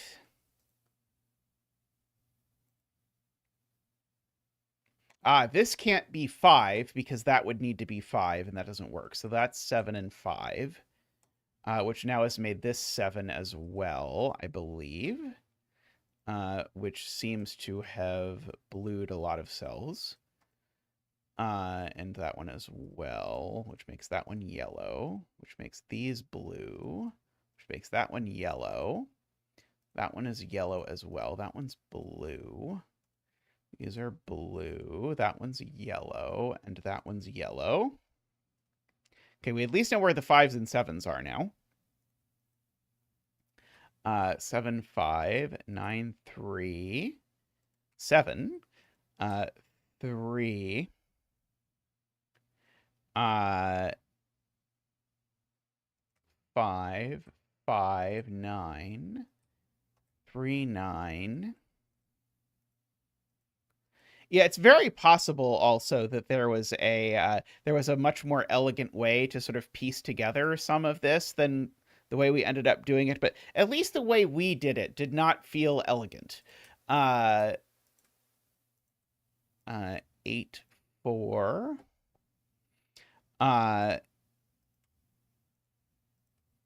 No 4 over there, no 6 over there. Let's see, 2 or 8 both work there. 2 or 4 both work there. 4 or 8 both work there. Yeah, the I think when people pointed out, oh, the 4, 8 could go in any order at the very beginning, I was like, uh-oh. That was sort of my moment of, oh no, this is going to be a bit messier than I at first thought it was going to be. Let's see, there's a 2, 8 pair in this row, so that's a 9 and a 1 and a 9 and an 8, not 2 8s. Only 1 8, please. Okay, 6 can't go in the middle here because it would have to go with 2 2s on either side. So that's a 2. 4, 2, 8, 2, 8, 4, 3, 1, 6, 4, 6, 2, 8, 2, 8, 4, 8, 4, 2. We did it. We made it through factor lines. All right, let's do some 6x6s. Reminder, by the way, people often ask if they can submit puzzles. I don't take puzzle submissions for stream, but I do take puzzle submissions for 6x6s to do at the end of stream, and also do accept submissions for my Invitation to Puzzles series. So if you want to set anything for that, by all means, we're welcome to do so. Let's see. Okay, let's pull up Giggly Walrus Face by Paul Fly. Okay, so we've got a sudoku. So we need to place the digits from 1 through 5 into the grid so that row n contains exactly n unique digits, and column m contains exactly m unique digits. Oh, sleep well, Codec. Hope to see you around soon. I will certainly do your n lines puzzle soon. It is on my list.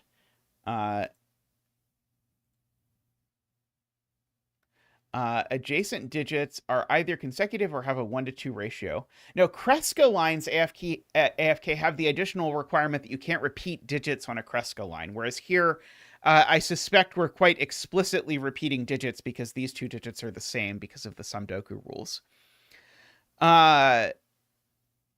This digit is odd. I only AFK know this because there was a puzzle by Naverio that involved like one random Kreska line that I did with Tristan that took like 2.5 hours because for 90 straight minutes, neither Tristan nor I remembered that that was part of the rules of a Kreska line that appeared in that one spot. So that is forever burned into my soul. What? What?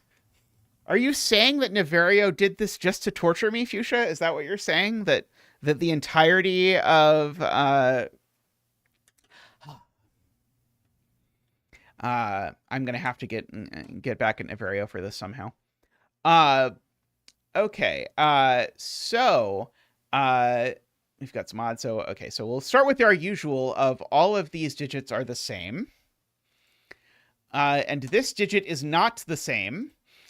Because you can't put the same digit next to itself along the Kreska line. And so this digit's also blue because of that.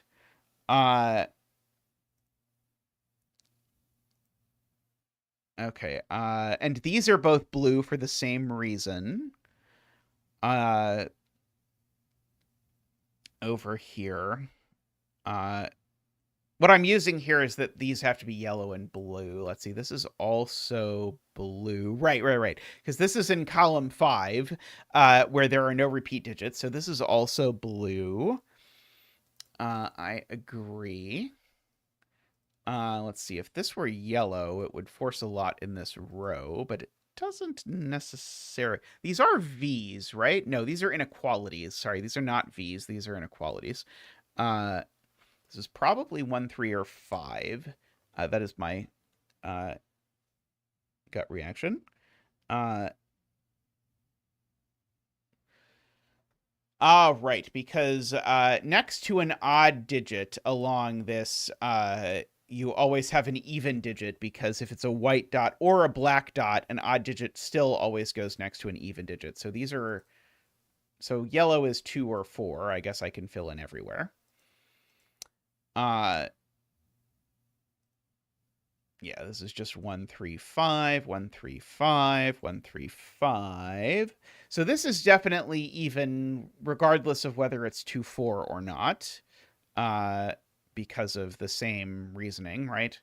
And in fact, this is the other 2, 4, because it's next to an odd. So this is the other 2, 4. We'll call that red for purposes of this. Right, and this can't be 5 because 5 only goes next to one thing. It can't be 1 either, right? Because 1 only goes next to one thing. Right? This can't be 1. I think it can only be 3, right? So blue is 3. So these are 1, 5, just because this column has no repeats.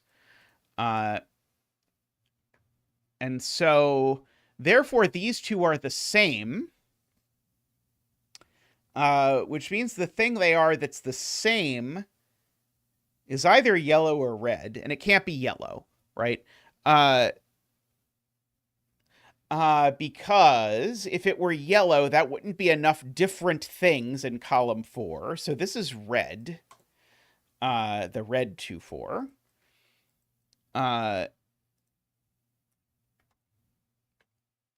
This is the other 1, 5, as the case may be. Uh,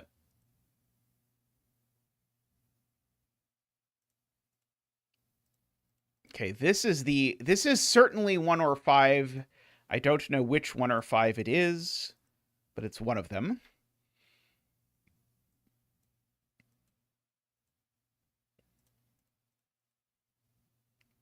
Oh, it can't be 5 because it's less than this thing, right? So that's a 1. Uh,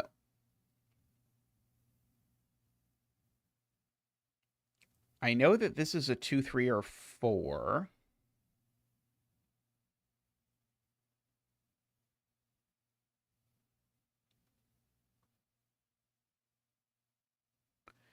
I have to be careful not to make myself repeat colors. Right. This has to be yellow because you can't have something in a Kreska relationship with itself. And so that's my repeats in this row. So this is not a 1, it's a 5, making that a 1, making that a 5. So we've got all of that. This row has its repeat, so that is red.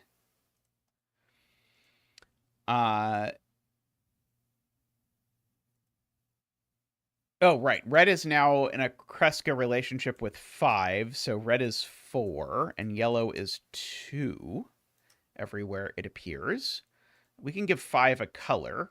Let's just say green. Uh-oh, I messed up, I am told. Uh-oh.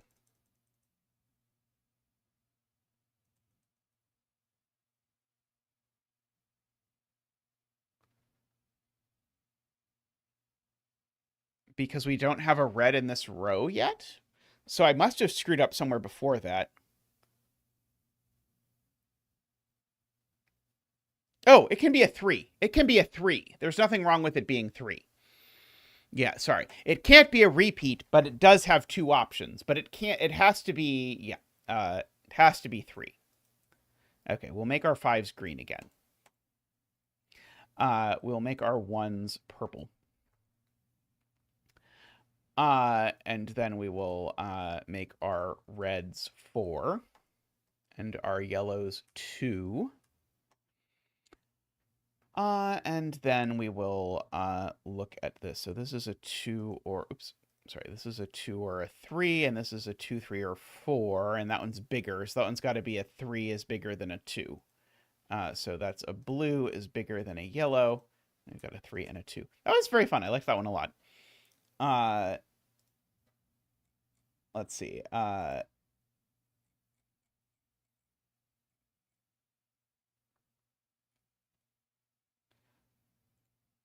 AFK requesting that we do the crazy mean mini that Nell posted. We can do that. So we need to choose 4 distinct digits from 1 to 9 to place once in every row, column, and box. I'm assuming it's this one. This one has a lot of hearts. Orthogonally adjacent digits can't be consecutive, cannot have a 1 to 2 ratio, and cannot sum to 5 or 10.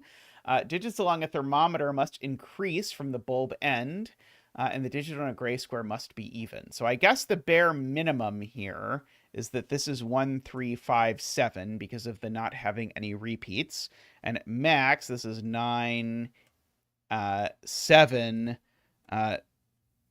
5, 3. And so, yeah,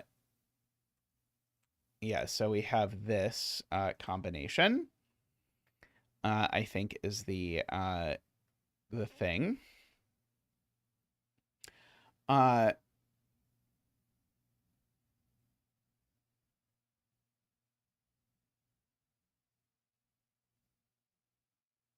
If this is a 9, does this have to be a 1? I don't think I understand why this has to be a 1 in that instance.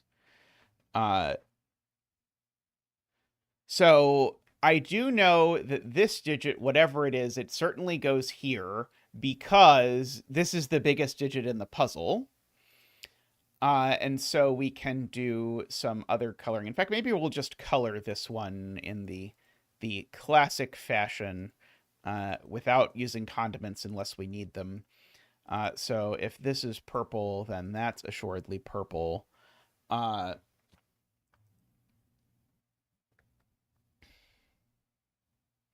Right. Red can't be 7 because we know there's an even digit in the puzzle. And if this digit is 7, it forces 5, 3, 1. So this is 8 or 9 for sure.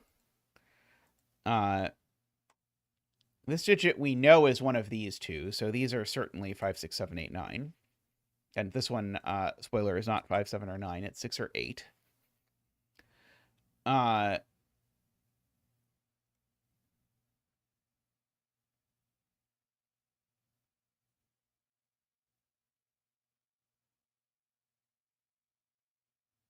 Yes, if this is a 3, we would go 3, 5, 7, 9. I agree with that.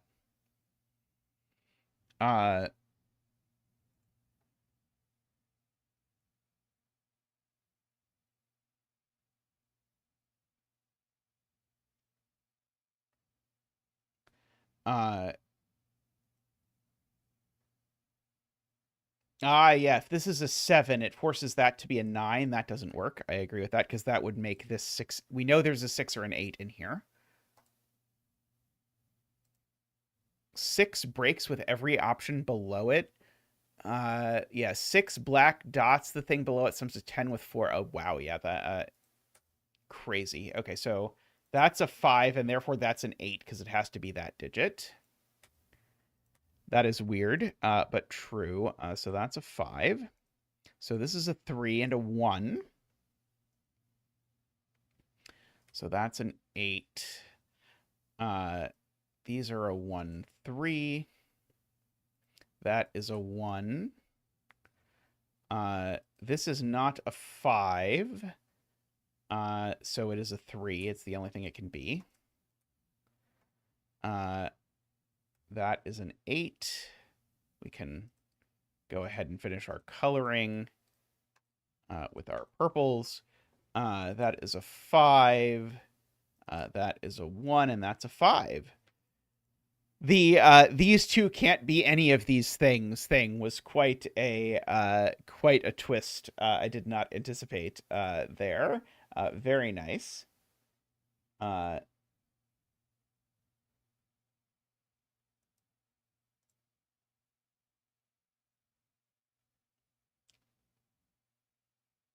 Let's see.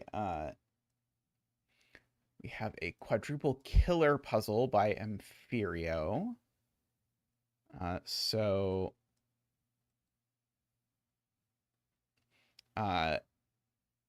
there's a 1 and a 3 in here. So that means these two 5 cages are different, is what that says.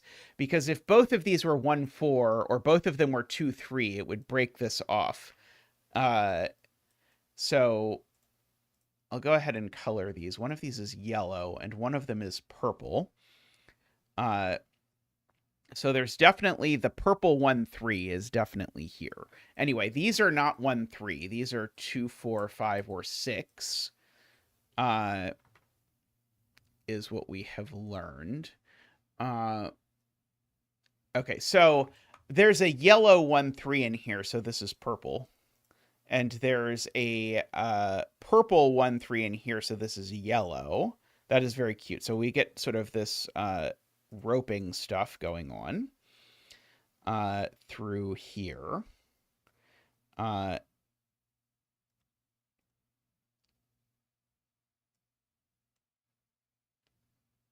Okay, so now yellow can't be 2, 3, right? Because I can have, if yellow is 2, 3, these would be 2, 3, and that doesn't work because that's not what yellow is. So purple is 2, 3. Yellow is 1, 4. This is slick. And we can do that. Those aren't 4. These aren't 2. Okay, and so we know that there's a 1 over here, and there is a 3 over here for whatever that is worth. We know that this is one of the 2, 3s because this 2, 3 needs to go on here. So this is a 2, 3. Let's see.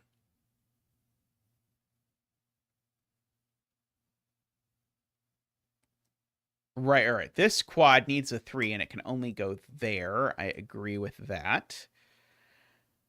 So now there's a 3 down here, which makes that a 2 and a 3. One of those is a 3.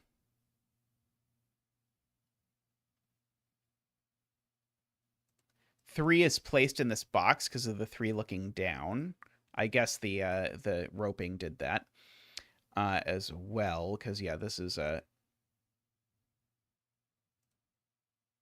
right. Isn't this a 2-3? Uh, yeah, that's a 2-3 because this is a 5-6. This is the other one. Yeah. Because that's how roping works. Yeah, I could if I wanted do it like this, where we've got our green stripes. And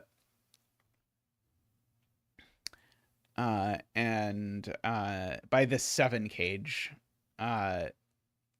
So these are now 1-4. So those are 1-4. So those are 1-4. So these are 5-6, 5-6, and 5-6.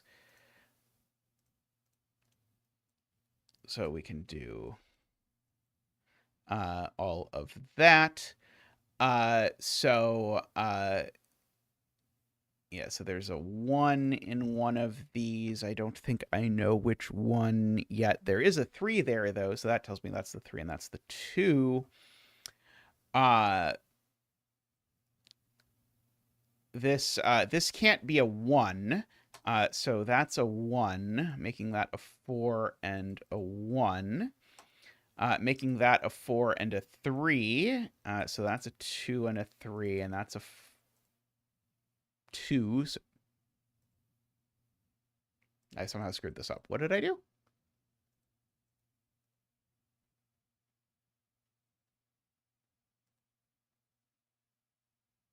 Three plus 4 equals 7 is wrong.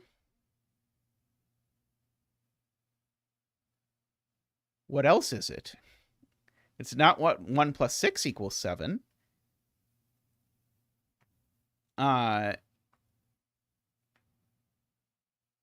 Oh, I need to back up past this because I assumed it roped over here in the same way it roped over there, but I don't actually know that. Did I actually know that over here either? Or did I need to go back to, like, here? I think I probably need to go back here.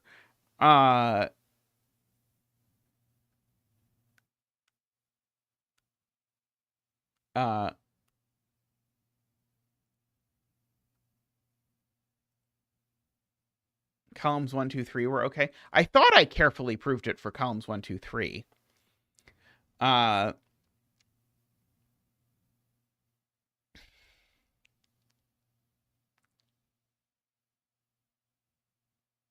This is a 3, and that's a 2.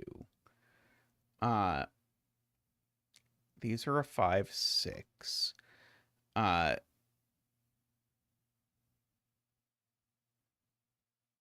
This is not a 1. There's a roping. It's just not a colorable roping. So that's a 4 and a 1 and a 4 and a 1 using that sort of extra region logic. This is green. And that's a 3, by the way. I've still screwed. Oh, no, I haven't still screwed it up. Sorry. This is now just a 5. Right.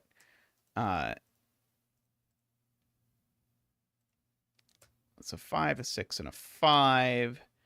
And now we're in 4 and 6. 3 and 2. So that's a 6 and a 5 and a 6. That is a yellow. And let's see, what am I missing? Here we've got a yellow. Here we've got a green. 1, 4, 5. Let's see, we're missing a 1, which has to go there. And now we're missing a green in this column. We're missing a yellow in this row, and we're missing a green in this box. 6, 5, 4, 1, 4, 5, and 6. Woohoo! That was very nice. I liked that one a lot.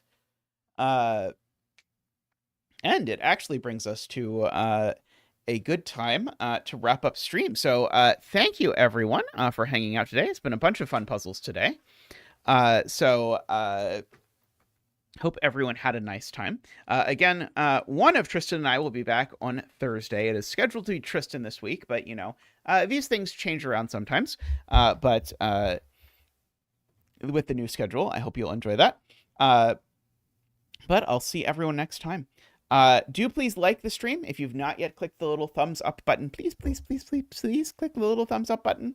Also, if you haven't seen all the stuff we've been posting regularly, go ahead and have a check out at some of the Let's Plays going on. There's a lot of cool stuff over there. I particularly have been enjoying the Lorelei and the Laser Eye. But also, if you're mostly a Sudoku person who hasn't done much with pencil puzzles, I've been posting some intro pencil puzzle solves over there. So if you would be interested in that, I would encourage you to have a look at that. Anyway, if you want to become a YouTube member, we like that a lot too. It helps support us financially. It's not that expensive, I hope. And you can click the join button down below to do that. We greatly appreciate the support. That's all for today. So thanks for watching. Thanks to the Turbines, Daniel, David, Franco, Nell, Nordy, Plonktime, and Tyson. And I'll see everyone real soon. Bye for now.